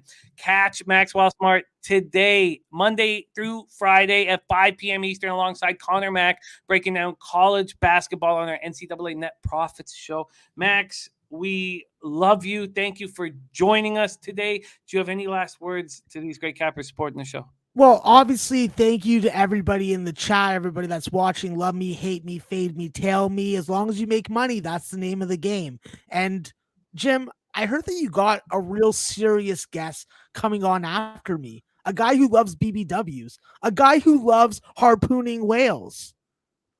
I heard that Sharpie's coming in the building. Fucking lucky SOB. Love that guy. Let's have a good day. Let's rebound. Let's get some money. Let's pay those local strippers, because Christmas is around the corner and they need new silk thongs and we have to supply them. Let's have a good one. Oh, I love it. There he is, Maxwell Smart in the house. Catch him today at 5 p.m. Eastern. Next up, we have the Thursday nighter in NFL, and we have 2 guests. We're doubling up here. Max already introduced your first guest, and he's been white hot in NFL props. If you've been following him for the last couple of weeks, you have been eating well. We already had a couple commenters say that he has been putting money in their pocket. Please welcome to the show, San Diego, California's own Sharpie in the house. Sharpie, how are you? Man, we a little cold out here, but I can't say shit with all our buddies from Canada and whatnot. So it's probably warm as fuck. So I got to just eat my 50 degrees and just take it on the chin today. Yeah. When it snows, it takes away the stink. So that's about the only good thing we have up here. Hard to smell the stink coming in off the lake in the snow. Great to see you, Sharpie in business, and not just Sharpie. As you know, our regular Thursday guest for NFL and NBA, right beside us here.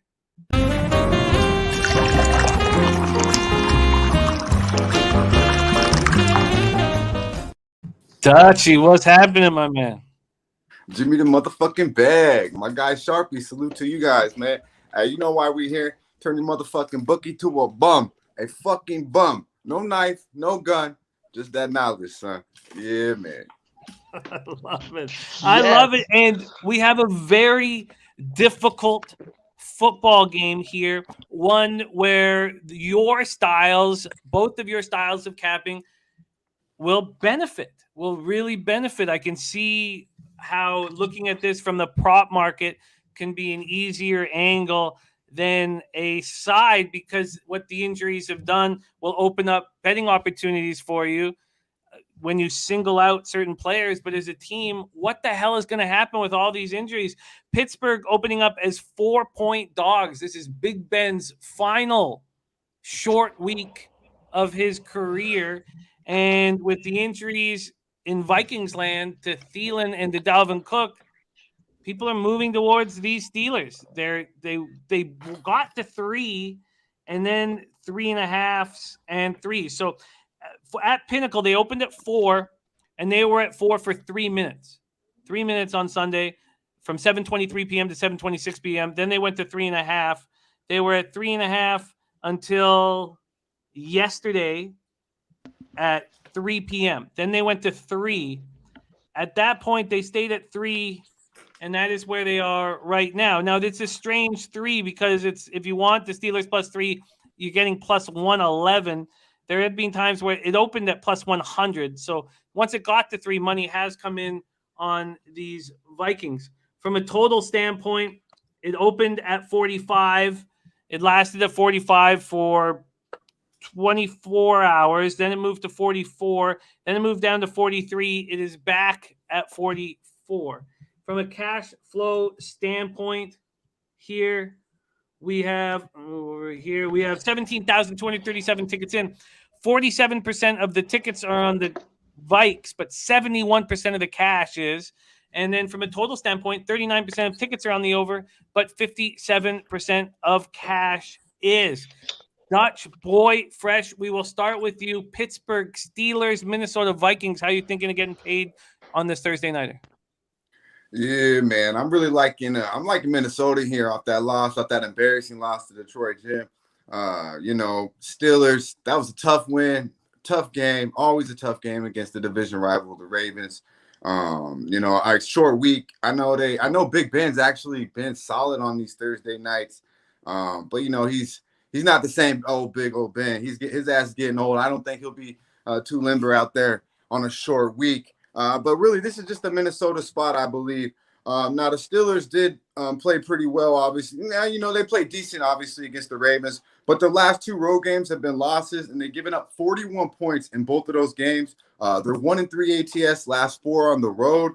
Now, they allowed 29 points per game since Week 10. That's 3rd worst in the NFL. They allowed 8 rushing touchdowns since Week 10, most in the NFL, and 1-4 ATS last 5 after a win. So I'm really looking to fade Pittsburgh in this spot as well. But I think, Minnesota, they have to win this game, record-wise. And then, obviously, it's a perfect spot, not only coming off a loss, but coming off to a team like the Detroit Lions, getting their first win. And that shit, I mean, they celebrated on them. They're still thinking about that a little bit, I'm sure. And, you know, say what you will about our boy Kirk Cousins. The dude's been putting up numbers. I mean, really nice numbers. Since week 9, he's most touchdowns in the NFL at 11. I mean, 25-3 touchdown interceptions. He's got 106.3 passer rating, second best in the NFL. Now, they average 10 points per game more at home at 29 points per game. The last home game versus the Pack, Cousins had a great game against the Packers, 341 yards, 3 touchdowns, and 128.4 rating. Now, despite that game where they actually won against the Packers 34-31, they allowed obviously 31 in that game. The prior 4 games at home, fellas, they allowed 17 points per game, 8 points less than obviously on the road. So I expect, you know, with Barr, Kendricks to be back. I actually seen Cook could be, you know, out there as well. I was looking at Madison at a prop at plus 430 for 2 touchdowns because he was super juiced at, like, I believe minus 150, 160 for a touchdown. With Cook coming back, got to throw all that out the window. Relook at that. There will be some rushing touchdowns in this game. Madison out of the backfield, Cook out of the backfield as well. But I like the Vikings first half, Jim, and full game. I'm more comfortable with the first half, to be completely honest with you, at the 2.5 rather than the 3 at minus 115, 120. But I definitely like both of these plays. Now, the one red flag to me real quick that did stand out, because obviously all that sounds beautiful, but after looking into it a little more, there is something that does kind of hesitate me on the full game is the Steelers are 5-2 ATS as a dog and they've actually won 4 of them outright this year. And the Vikings are 1-4 ATS as a favorite this year and only actually won 2 of those straight out. So I lean heavier first half, or excuse me, I like the first half a little bit more. And then from an over-under perspective as well, you know, I think you kind of have to – I know this kind of seems like an over game, but it's 11-2 the last 13 games, including Turkey Day, to the under. So that's a number that I can't really get away. No play for me on the over-under either way, but I like the Vikes here, Jim. First half. And Sharpie. Full game here for Dutchie. First half, full game, Minnesota. We'll line shop and see what we can get him. But while we're doing that, let's hear how Sharpie plans on attacking this game. And I can't wait to hear it. Sharpie, take it away. Man, let's get into it. The only thing I got to say to you, Dutch, about that is Kirk Cousins 1-9 in primetime games. He ain't catching my money. Yeah, man. But let's get into it. Y'all know I'm a prop junkie, guys. And I have to bless you with a little bit of knowledge that our boy Noli knows has been just straight blessing me with. 6 straight primetime games to the under, guys. We've been smashing the under. The halftime taking that to the under again. So just a little bit of nugget I had to give you guys. With that being said, guys, let's get into some props. We're now in week 14, guys. We got 13 weeks of just evidence, guys, straight up numbers for us to look at. There's no more time to guess or let's project or hope this guy does this.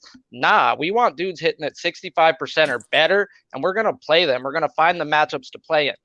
Today, first prop, obviously, we're going to look at attacking this Minnesota defense, guys. They're 29th versus the rush, 23rd versus the pass. I know a lot of people going to look at back and Najee, and I don't hate that. But he's only hitting at like 50, 55% this year on certain props. And I ain't looking to back that, like I just said. We're going to go to Deontay Johnson's reception yards over 79.5, minus 114. It might be 80.5 now. I'll take it right then and there too.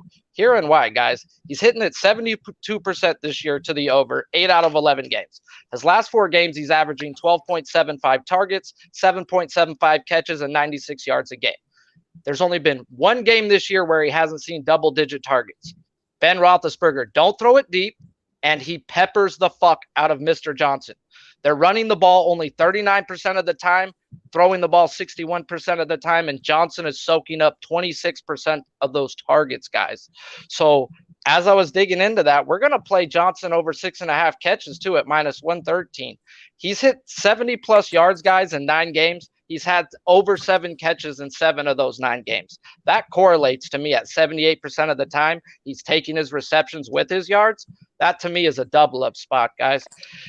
I didn't play this spot, and it's just a little – I'll throw some money on it because I'm a D-gen, guys. I got to have some anytime touchdown, just a little bit, guys. But Pat Freiermuth, guys, he's at plus 225 on some books. Some books have him at plus 110. You don't want that plus 110.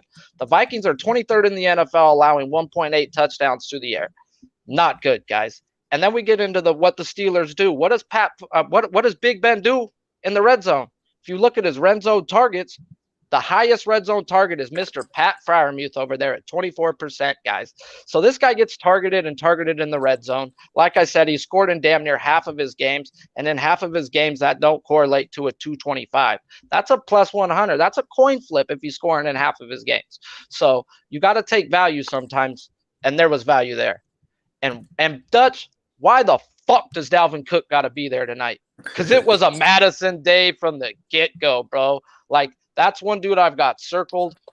If Cook somehow gets ruled out, guys, you've got to attack Madison like he was saying. 4 games as a starter, 21 carries he's averaging with 105 yards on the ground.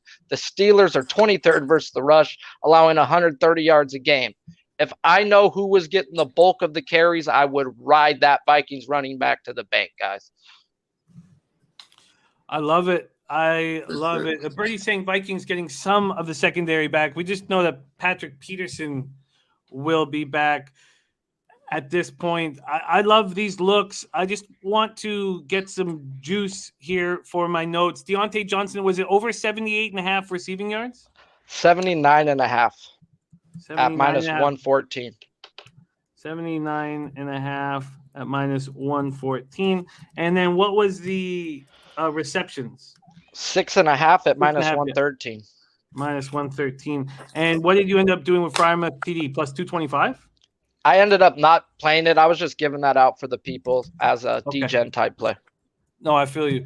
So we have Deontay Johnson, where Sharpie's focusing all of his cash money goals on Deontay Johnson. And then Dutch, I have a question for you. I got you a minus 2.5 first half, of minus 117 at Circa, but for full game, would you prefer a minus 3.5 at minus 107 at Circa, or a minus 3 at minus 123 at Pinnacle? You got that first half at minus, not minus 110. I know. Is there a spot where it is minus 110? I didn't look at. I mean, it was at Willie this morning, 2.5 minus 110. I haven't looked though in the last hour. Maybe with Dalvin coming in, it's going up. I will keep. But yeah, no worries. Let's just I don't. One more time on the full game, Jim? My fault. No worries. 3.5 at minus 107 or 3 at minus 123. Yeah, we're gonna have to stay away from that full game with that because I got the 3 at minus 115. So that's a big difference. Yeah, so I'm definitely not laying that hooker. All right. I like you that, say hooker. I like. Yeah. Okay.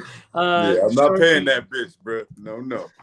The curb stomp play today is on the Steelers plus 3.5 plus 155. Curtis Berry says, I like that Vikings first half look. C. James looking at Najee Harris first DD. And there it is. So, Sharpie, Deontay Johnson is going to be the only spots for you in this game? Yes, sir. Like I said, man, they got to be hitting it 65% or better, and this guy's showing us 70%. So we taking this guy to the bank. Deontay Johnson over 79.5 receiving yards and over 6.5 receptions. I have not moved on this game. I have not, and this is just with all these injuries on a short week. 6 straight weeks. I'm just so afraid to move here. I think that the two trends that are the toughest. The Cousins 1-9. I think that he's going to change that narrative in the end of his career here. So I understand that it's a huge trend, but that's not the one stopping me from doing it. The one stopping me from taking the Vikes right now is just how good the Steelers are as dogs in these situations. And now, even though Roethlisberger's body's beat up here, he's very comfortable in primetime situations. But I want to back a team on a buy low spot, and I see this as a perfect buy low spot for the Vikings. So for me at this point, it'd be Vikings or nobody, and I'm leaning towards nobody, as boring as that sounds. Turnsies on mini first half and full game, doubling up on mini. Tell me you didn't just say that, says then you don't have to worry about Vikings blowing the game. Yeah, man. I like it, Turnsy. I like it, my guy. The Vikings are a big deal getting those defensive players back. Barr's huge. Like, And if they're getting Peterson too, like they go as their defense goes. Yeah, I mean, for this team that's just being Kendrick and Barr, nice. assaulted, you have those linebackers that are crucial in Barr and Kendricks, but it's the secondary that's looked so bad. I mean, they made Goff look like a superstar, and he's just won what he won. He was Offensive Player of the Week, and Patrick Peterson coming off. Is Patrick Peterson really capable of? I mean, Goff went for 296 yards. Yeah. It's. I think this really, honestly, Jim, comes down to a lot of Watt. You know, if the big guy is out for Vikings as well in the O-line. Can't think of dude's name, but he's second game missing. I think if they can contain Watt, find a way to keep Watt off Cousins, Vikings will get this done. But Watt destroyed last game too. You know, he was killing Lamar's ass. I like it. I at this point, I have a lot of enough NHL action, and I'm going to keep studying it and keep watching this market move. Just a review of the market move one last time, 17,502 tickets in, 47% of the tickets, 71% of the cash on the Vikings. And on a total perspective, 39% of the tickets, 57% of the cash on the under. And, you know, with Minkah Fitzpatrick back and Thielen hurt, I feel like you should be able to slow down the Vikings offense if it's just going to be Justin Jefferson that's going to burn you, and Conklin isn't someone you really need to worry about. So that does make me think that this under is in play. It does make me think that the under is in play. So I guess at this point, what I'm saying, and it helps me so much to cap with you guys because I get to say everything out loud, is it's probably Vikings as a side or no bet, and it's probably the under or no bet. And at this point, I've done nothing. Noli No says he is riding the under train, says yes, Watt is a monster. I mean, what a game he had last week. It was just unbelievable is what it was. It was 3.5 sacks. Where's my notes here? He had 6 tackles, 3.5 sacks, and 6 quarterback hits. Warmly added 2.5 sacks. Minkah had 9 tackles in the pick. Yeah, Lamar been struggling though. But yeah, hey, Lamar cashed that prop though, didn't he? Lamar cashed that prop though. Yeah, man. Yeah, keep them legs moving, huh? I was a passing one. Oh, was it? Yep. Oh. Yeah, you got the passing prop again. He's 9 of 12 this year. 9 of 12 to the over. You be putting them out lately, so you know they all hitting. That's all I know. Sharpie. Yeah. Is, the 2 I lost, I should have fucking won, dude. I was so mad. Birdie says Minis D has played Packers, Rams, Bengals, Chargers offenses 4 of the last 5. This Pitt offense will be a major step down. Lions game can be thrown out because they were looking past to the Thursday game. And Curtis Berry says under's a lock. Sharpie said it. You keep Watt off Cousins by running the ball. That also keeps the clock running. Everything sounds good with that one word, bro. We don't use that. That shit went boom in my head. I was like, yeah. I said, man, oh, you didn't hear that from me. No. I don't. I don't use the word either. I'm surprised Jim even says that shit. Oh, I just was reading a comment. Even that, bro. Even that. Just skip over the word. Great stuff. Dutchie's going to stick around with us as we cap the NBA card. But Sharpie, thank you for joining us. It was great to see you on the show. We miss you here. Have a giant Thursday night, my man. I'll be cheering on Deontay Johnson for you. You guys have a blessed day. Follow him at SharpiesBets on Twitter. We move on to NBA, and it was a good day in NBA. The Cavaliers -3 was very easy. Pacers -5 was just as easy.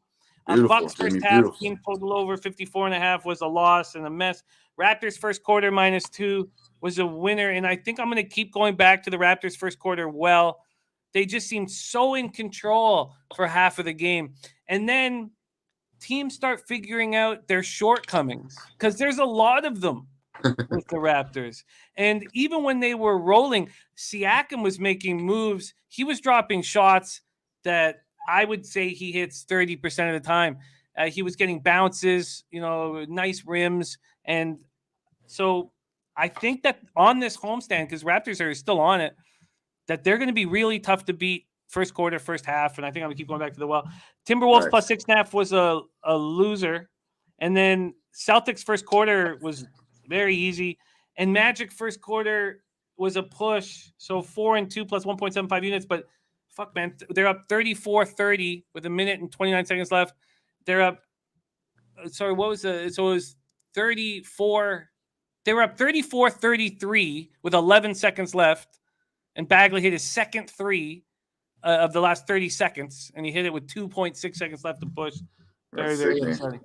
But I think we're moving in the right direction because it's been an awful you're seeing year. good, bro. I can hear it when you're breaking down. You're seeing the NBA very clearly, my guy. I don't think I can say that yet, but I think I'm starting to feel starting to move better, and working with you guys makes it so much easier. So let's see if we can keep the momentum going.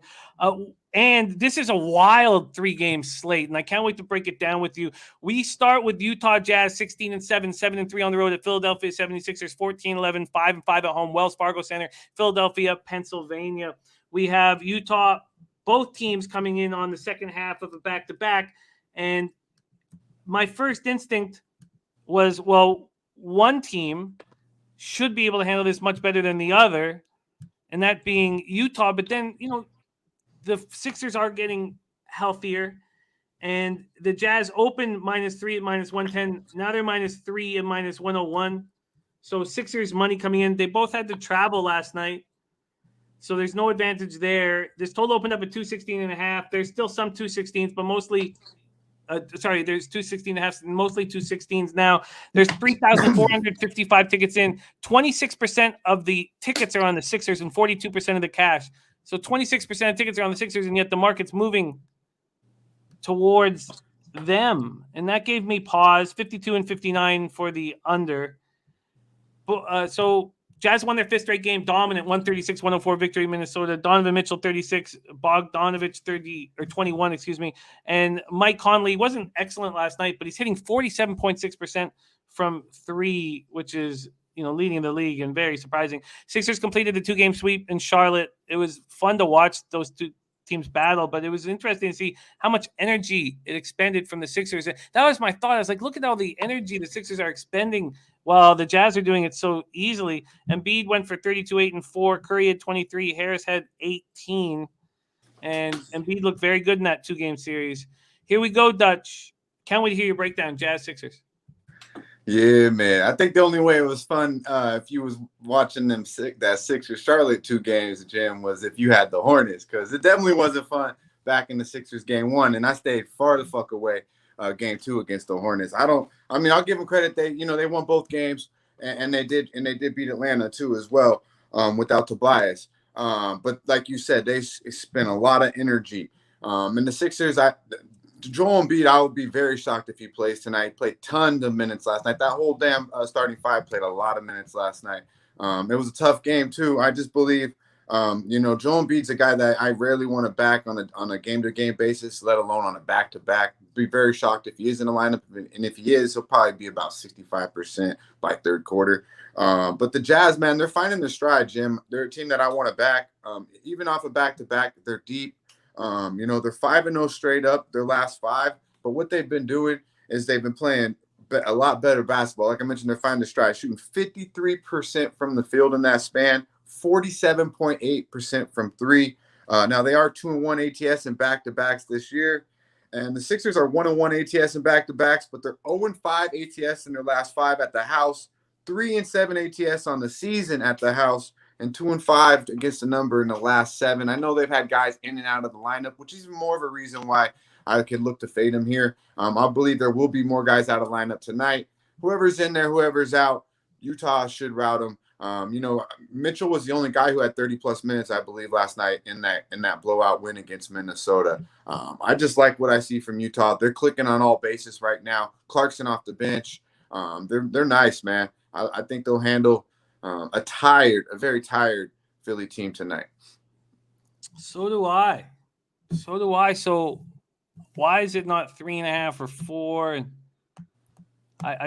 why would Pinnacle move it a dime towards?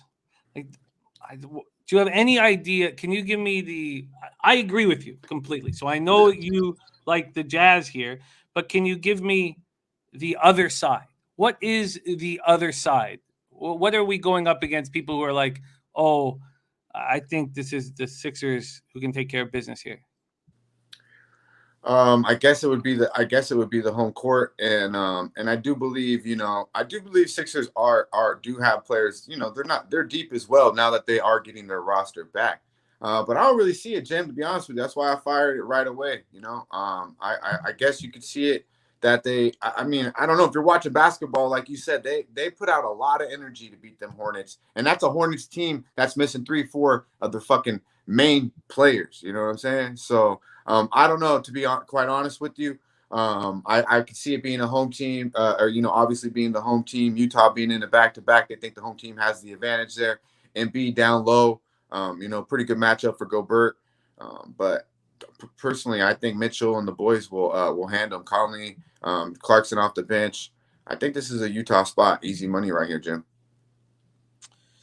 So I don't agree with the money. I don't like hearing it, but I like Utah either way.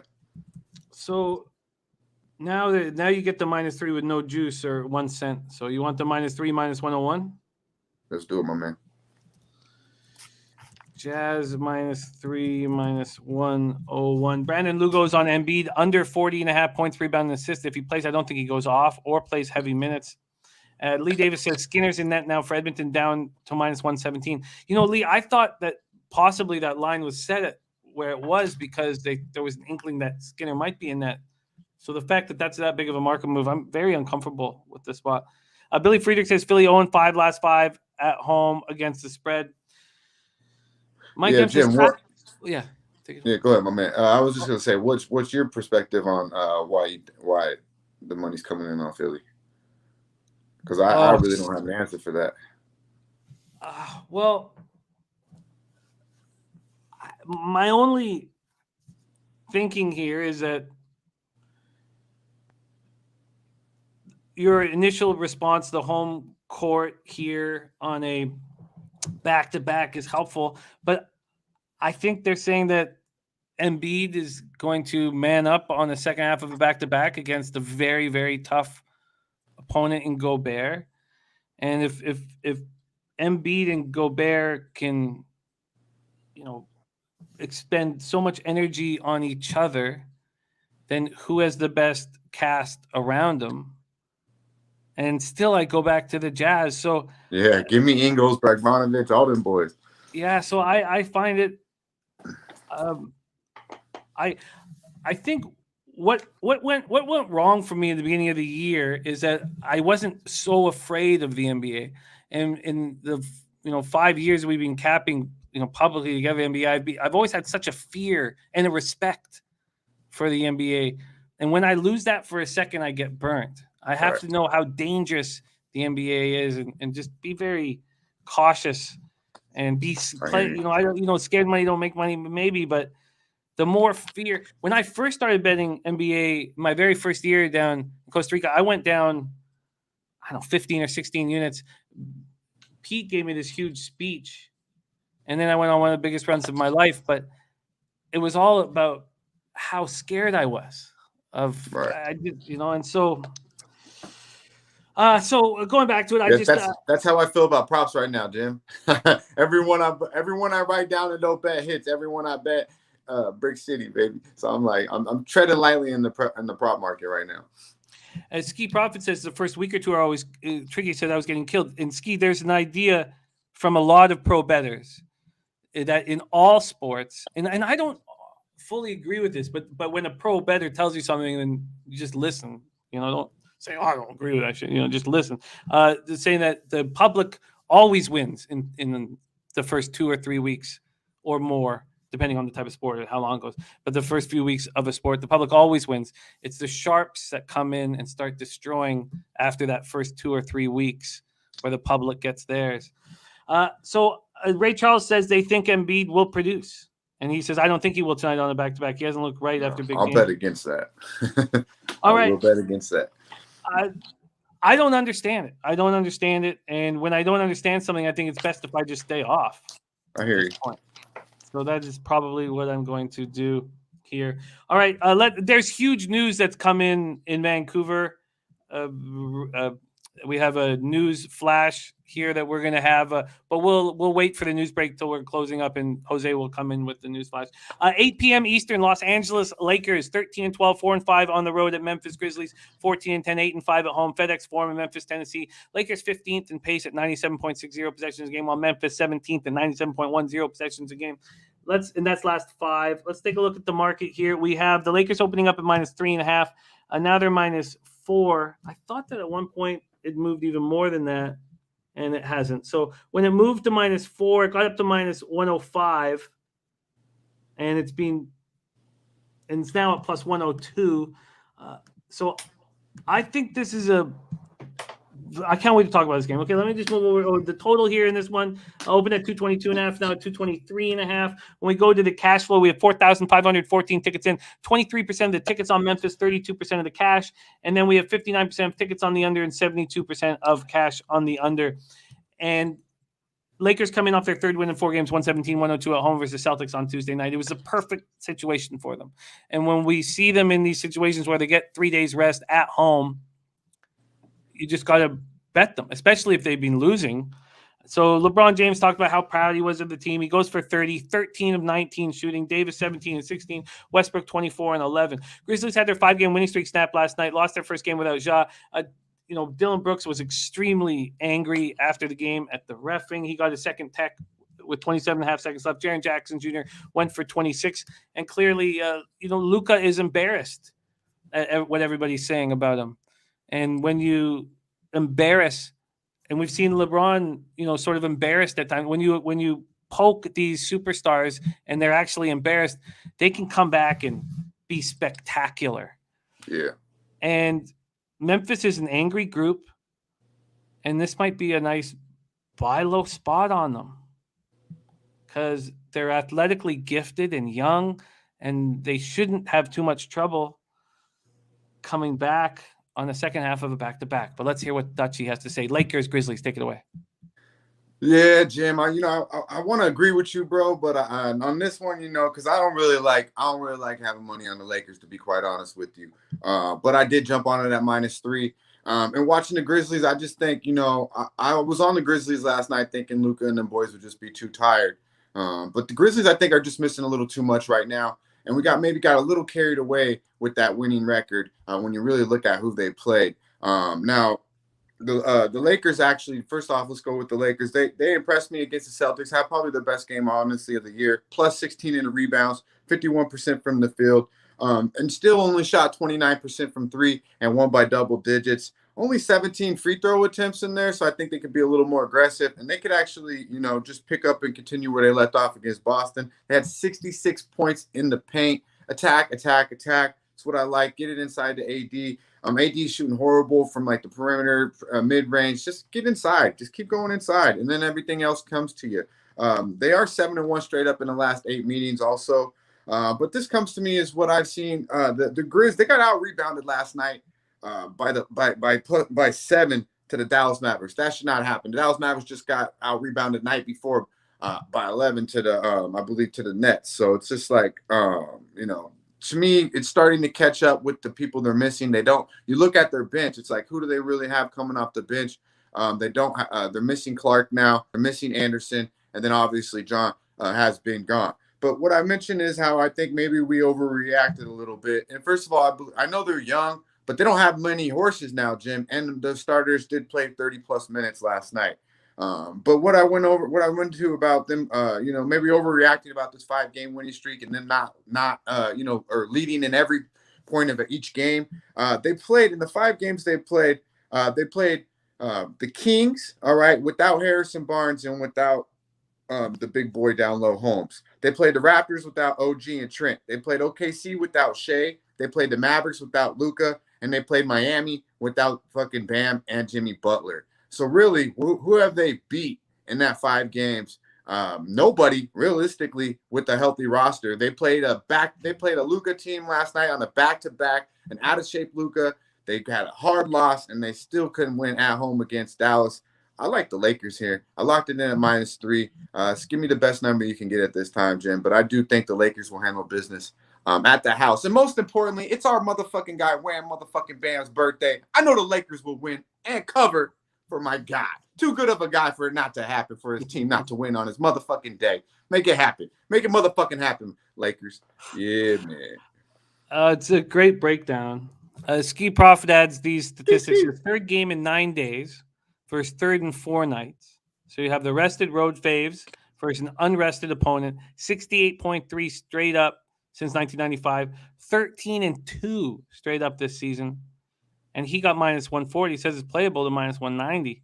So 65.5% probability. Yeah, man. Hey, ski, I like it. Why you gotta drop the 140 though, man? Just take the points. Come on, man. You always doing that shit. This ain't baseball, bro. But so yeah, I like it though. I like it. Good shit, ski. Looks like there might still be a 3.5 on the board. Yeah, there's still a 3.5 bet 365. Yeah, let's lock it in, Jim. I'll take the hooker with this one. Don't let it come back to bite me, though. Yeah, I think the Lakers either show up and smack these boys, or it's gonna be some bullshit. Yeah, and these guys on the Grizz, excuse me, they did play. Jaren Jackson played 34 minutes. Yeah, Brooks 33, Adams 30, Tyus played 35, Bain played 34. And you're right about this bench. It's not as strong as it was. And I love, Brandon Clark. There's certain guys that I love on the bench that aren't there. So Eric Brown says it's minus 3.5 at FanDuel as well. There's Trotwam in the house. Great guy. Happy birthday, my man. So, okay. Tell me you didn't just say that. Says Lakers may be figuring things out. I need to see it for a few games, though, before I can back them. Too much uncertainty in this game for me. The community of new knowledge in the house.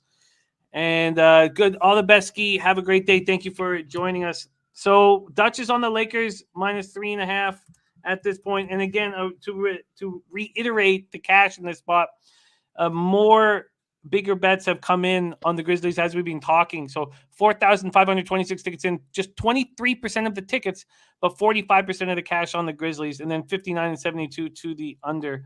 And, I wish Memphis was on a 6-game winning streak here, and then I'd be all over the Lakers. Yeah, and I'm not saying that I won't end up being there, but God, Dylan Brooks was that actually makes me feel a little bit not scare me as much actually as the last game, Jim, because I'm happy that not everybody's on the Lakers, So money, everyone coming in, let it come in. I don't want everybody to be on the Lakers. I'll feel a little bit uncomfortable, to be honest. Well, this is the one that I want to hear. Andrew Rosa, Lilio Jameson saying Morant killed the Lakers with 40 points last time. And yeah, that was the last time to take the Lakers. We have the next spot here from Dan Kelly will help us introduce. He says Denver, and this is the Nuggets Spurs last game of cards. Teams on the 6th, but not last game of a road trip back to 2015 are 13-4 against the spread. The average difference of W's 11, average of losses 5. On the second half back-to-backs 5-1. Isn't that incredible? Getting that statistical analysis, because this game, I was like, are you got to be kidding me? How is money moving on the Nuggets after what we watched, what they had to go through in overtime victory? It was nuts to me. Now, it's not as bad as it was. So we have money. So when this show started, there had been just a 2-cent move, but even the opening line at Pinnacle was wild. Spurs -2 with no juice, -101. Then it got this within 32 minutes. It was Spurs -2 at +101. So now I think the public has come in because it's now -106. Because after what we've seen the Spurs do now, look, I know they've now have a 2-game losing streak, and that 121-109 loss at home to the Knicks probably in people's heads, but that run they had that you were backing them on the road, Dutchie, you had big wins here on the show backing them, was impressive. So let's just see where the cash lies now here in this Spurs game. We have 61% of the tickets on the Spurs, 82% of cash on the Spurs. And then you have 42% of tickets on the over, 83% of cash on the over. Okay, so Buzzer said it's also Denver's 4th game in 6 days. All right, let's break this down here. Denver paced last 5, 27th in the NBA, 94.92 possessions a game, while the Spurs are 16th and 97.40 possessions a game. You got Gas Station Sushi in the house wishing Wham a happy birthday. Great to see you here, Gas. Okay, the Nuggets are on the second half of a back-to-back after an underwhelming 121-14 overtime victory over the Pelicans in NOLA last night. Jokic goes for 39, 11, and 11, 4th triple-double in 19 games this year. Barton goes for 20, Monte Morris 11, JaMychal Green and Aaron Gordon each go for 10. Spurs come in off that 121-109 loss I was speaking of. Derek White goes for a season-high 26. DeWanta goes for 15. McDermott and Podol go for 13 each. The game was the first of 5 at home over a 9-day stretch for the Spurs, and Keldon Johnson going to be unlikely here with the right ankle injury. Try and make some sense out of all this. Dan has helped enormously, and now, Dutch, can you give us more sense out of this spot?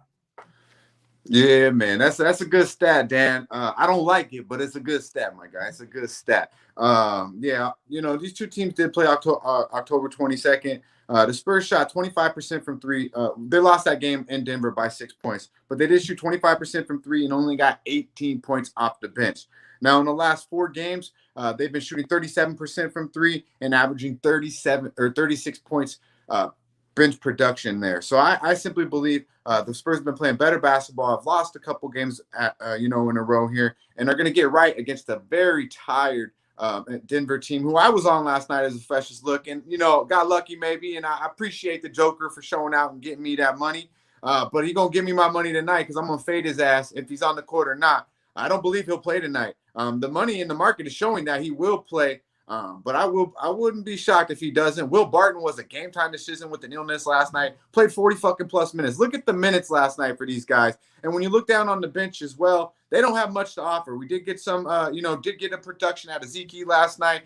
They got little Capazzo on the bench, but they don't have much. Bones did come back last night, but these are guys that have been sick, Jim. So in a back-to-back situation, I'll be surprised if they're on the court. And if they will, I believe they'll be dead ass tired by fucking halftime. The Spurs will run these boys out the gym. I personally believe that. They're 501 ATS in their last 6 versus the number. Now, the last 7 games, they're 8th in defense. They were giving up like 94, 95 points per game in that 5-game little win streak they had. Obviously fell back a little bit against the Warriors and the Spurs and then the Knicks. So they took a little hit back, but still top 10 in defense the last 7. Very good. Top 10 in turnover percentage. They turn it over. The opponent turns it over 15.1% of the time. And I believe this is a perfect matchup right now for the Spurs against the tired Denver team. We've mentioned that it's 4 games in 6 nights towards the end of the road. The Spurs love to run. They're 3rd in the league in transition. I just think they're going to run them out the gym. I told you they're deep. They got 7-8 guys scoring double digits. They run 10. Pop's got about 10 horses running at roster going in there 10 deep. And, I would like to have Keldon Johnson out there, but I believe this is strictly a Spurs spot. And the Nugs are going to let the Spurs do what they do, which is shoot mid-range jumpers. The Spurs are top in the leagues at 40.5% of their shots are mid-range shots, Jim. They make 44% of them, which is 5th in the league.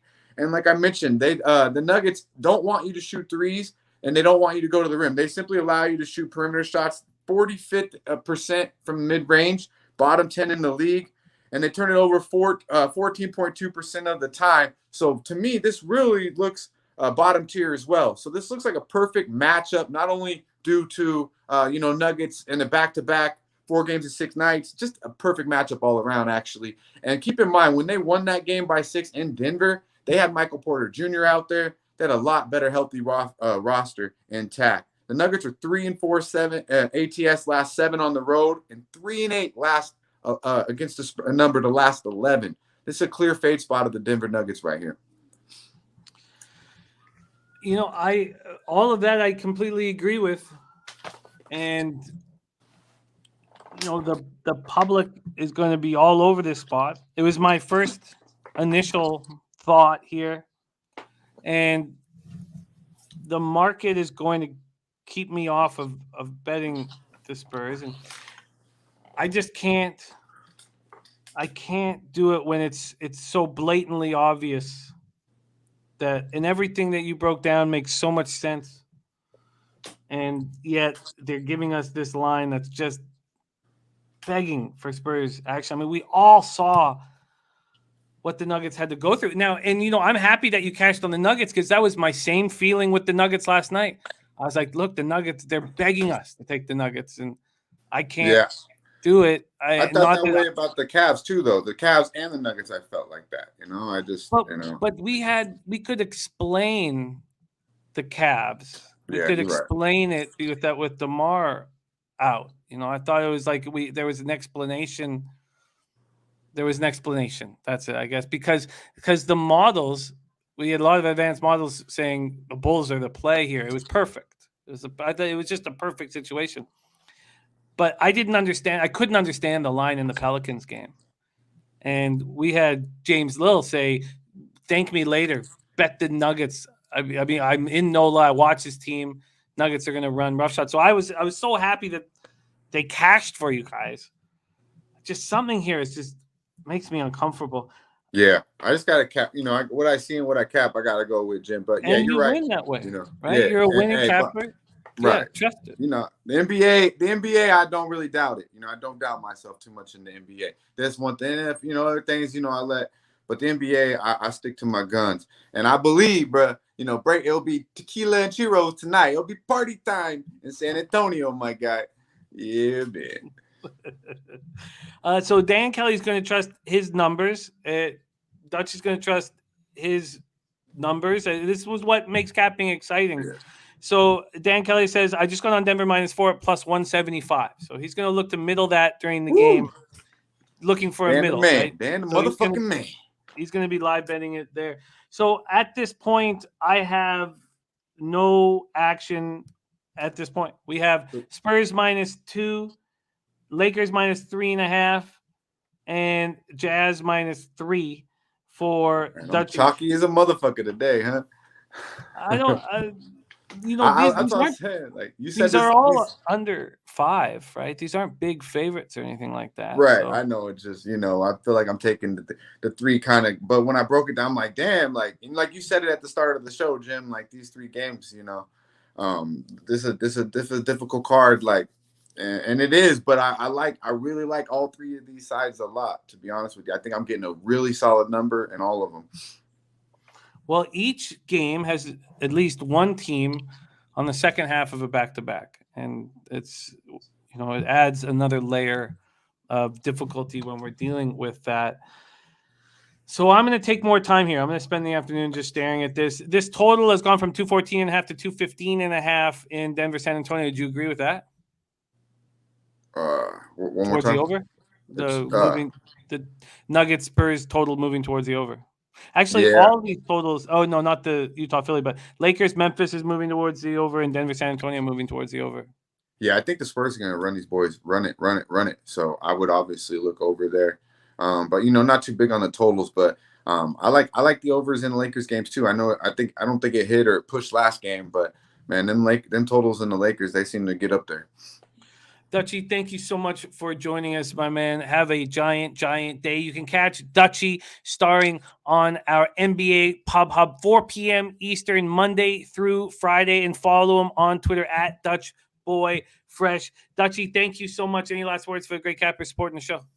Yeah, man. Make sure y'all hit the motherfucking like button like we have to hit these cats straight over the motherfucking head.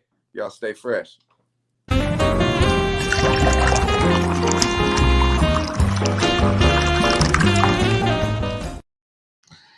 Dan Kelly's official look here is the Sixers' second quarter.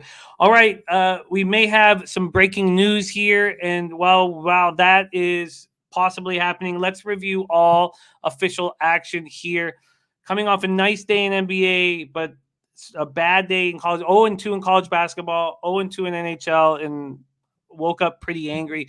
I'm on the Leafs -1 at +122. Gogster's on the first period under +105, enlightening Leafs.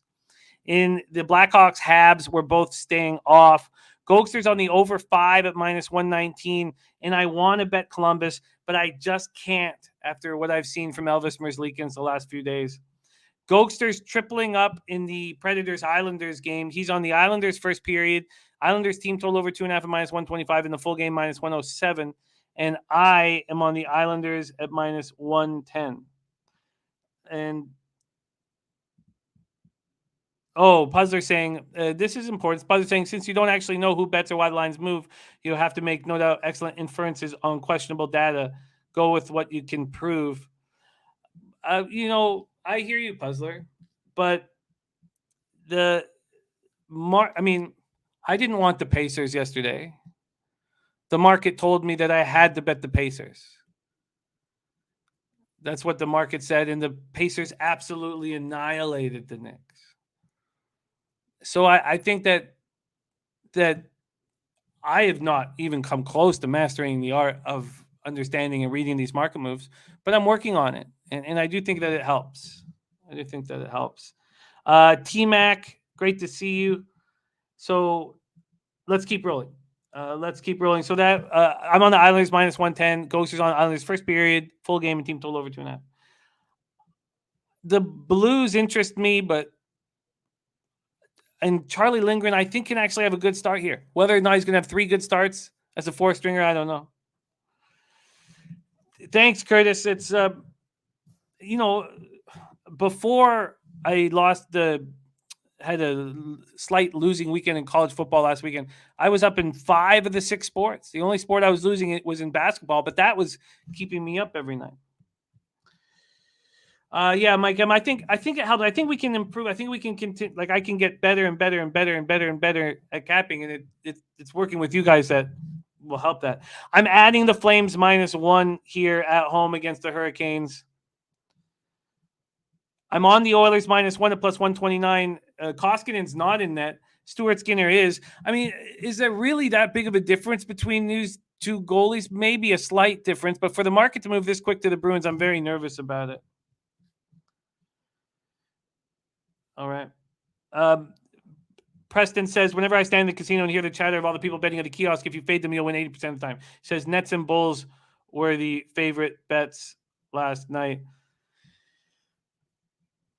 Okay, so the over 6 for Gogster in Jets Kraken, and I am adding Seattle. And I said this 2 weeks ago, that Seattle will be a bet-on team, and the Jets don't have Pionk. We'll talk more about that here. Stars, Kings, no action. And then I'm going to stick to the plan that the Sharks should not be faded at home under any circumstances. But this game came really close to making me want to back the Wild. And then first period under 1.5 plus 108 is Gogster's look in that game. Then Taint play today, Iowa State plus 5.5. Maxwell Smart's also on Iowa State plus 5.5. Texas plus 1 at minus 101. Hampton plus 4 at minus 109. Gonzaga first half minus 18.5. And Merrimack team total under 51.5. Then in football, Dutch is on the Vikings first half minus 2.5. I got minus 117 here. I could probably find lower. And then Sharpies on Deontay Johnson props. Over 6.5 receptions, over 79.5 receiving yards. Then Dutchies on Jazz minus 3 at minus 101. Lakers minus 3.5 at minus 110. Spurs minus 2 at minus 105. So at this point, I have no bets on NFL and no bets on NBA. I've been taking a lot of heat from the Thursday night video that we have on Pub Sports Radio right now. Because they're like, show some balls, make a pick. And this isn't just fun, make-believe, playtime.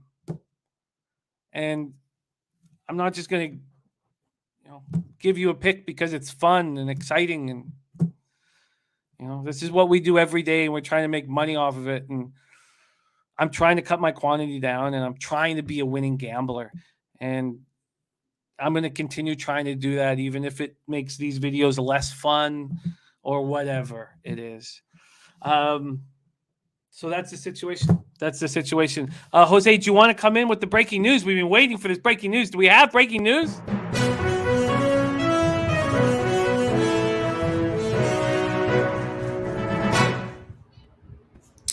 So, I'm just reading the tea leaves, but apparently, I don't know who this person is, but Jim Rutherford's going to be the president or GM or both of your Vancouver Canuckleheads. He'll be both. This is huge. This is absolutely huge. He was the general manager of the Penguins. He wanted to trade Letang and start building back with a younger group. Ownership wouldn't let him, and he left. And he's an old guy. He's not going to sit around and wait around. This is the best possible person, I think, for the job, because Aquilini's not going to be able to tell Jim Rutherford one fucking thing. He's not going to be able to. And I'm sure that was extremely important in the interview process. Jim Rutherford's just not going to get pushed around. So I think this is great. I think this is great news. I'm very happy about this. Thank you, Jose. Yeah, no, I when I sent it to you on the DL, because I didn't want to break news that was actual sports news. I've learned that that's not what we're looking here on this program. When I told you, I saw your reaction. I had a good chuckle at it, and it was like I just gave you a little present in the middle of the show. Yes, look, Dennis. My dad won't watch Canucks games. Look, the Canucks were the love of our lives throughout our whole lives. It's just that Aquilini is, there's sometimes ownership makes you not want to cheer for a team, even if it's your team. Shout out to the Jets. And Dennis says Vancouver 125-1 to win the cup. I hope he just tears it all down. All right. That is our show for today. Thank you guys so much for your ongoing support. It means the world to us, and it inspires us. Dan Kelly, Dennis Garcia, only bet the plus. I like the Canucks. I mean, a lot of good nicknames for the Canucks. The Canucks, my dad wouldn't know what that meant. Epic Cappers, Q Wilson, Trev M, Sammy Calmer, Curtis Berry, Billy Friedrich, Jimmy Gomez, Crystal Warren. And Crystal Warren, we miss you. Star Child, Preston, T-Mac, Daily Dose of Kale, Star Child, liking that Lakers game over. Puzzler, Vinny Vega. Tell me you didn't just say that. Andrew and Rosa, Lilio Jameson. Thank you guys all so much for your support. Let's have a giant day here. I need one. Hey, Jimmy, by the way. Yeah. I think I respect and love the people that stay till the end of the show. They watch the full length of the show. So I think, what I'm going to do, Jimmy? I'm just going to go ahead and give the Say Hey play of the day right now. Okay, let's hear it. I'm interested. You seem a little worried to make this bet. So maybe I give you the little push you need. It's the Spurs -2. We're taking the Spurs -2 at home. It's going to be easy. Hopefully, Jokic perhaps sits out if he wants, like Dutch said.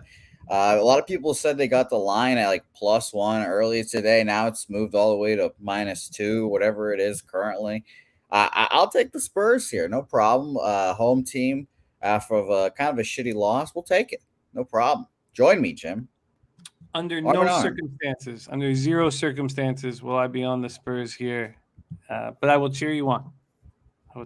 Jim, I think you have a very high ROI when we're on the same bet together. I'm sure that's a part of the spreadsheet in there. I know your worksheet that you've got. That's in there, I'm sure. This is so funny. Should I jump off now? Okay, I'll cheer you on. On behalf of all of us, Pub Sports Radio, thank you guys so much for your support. Let's get that cash. Hey, those bookmakers!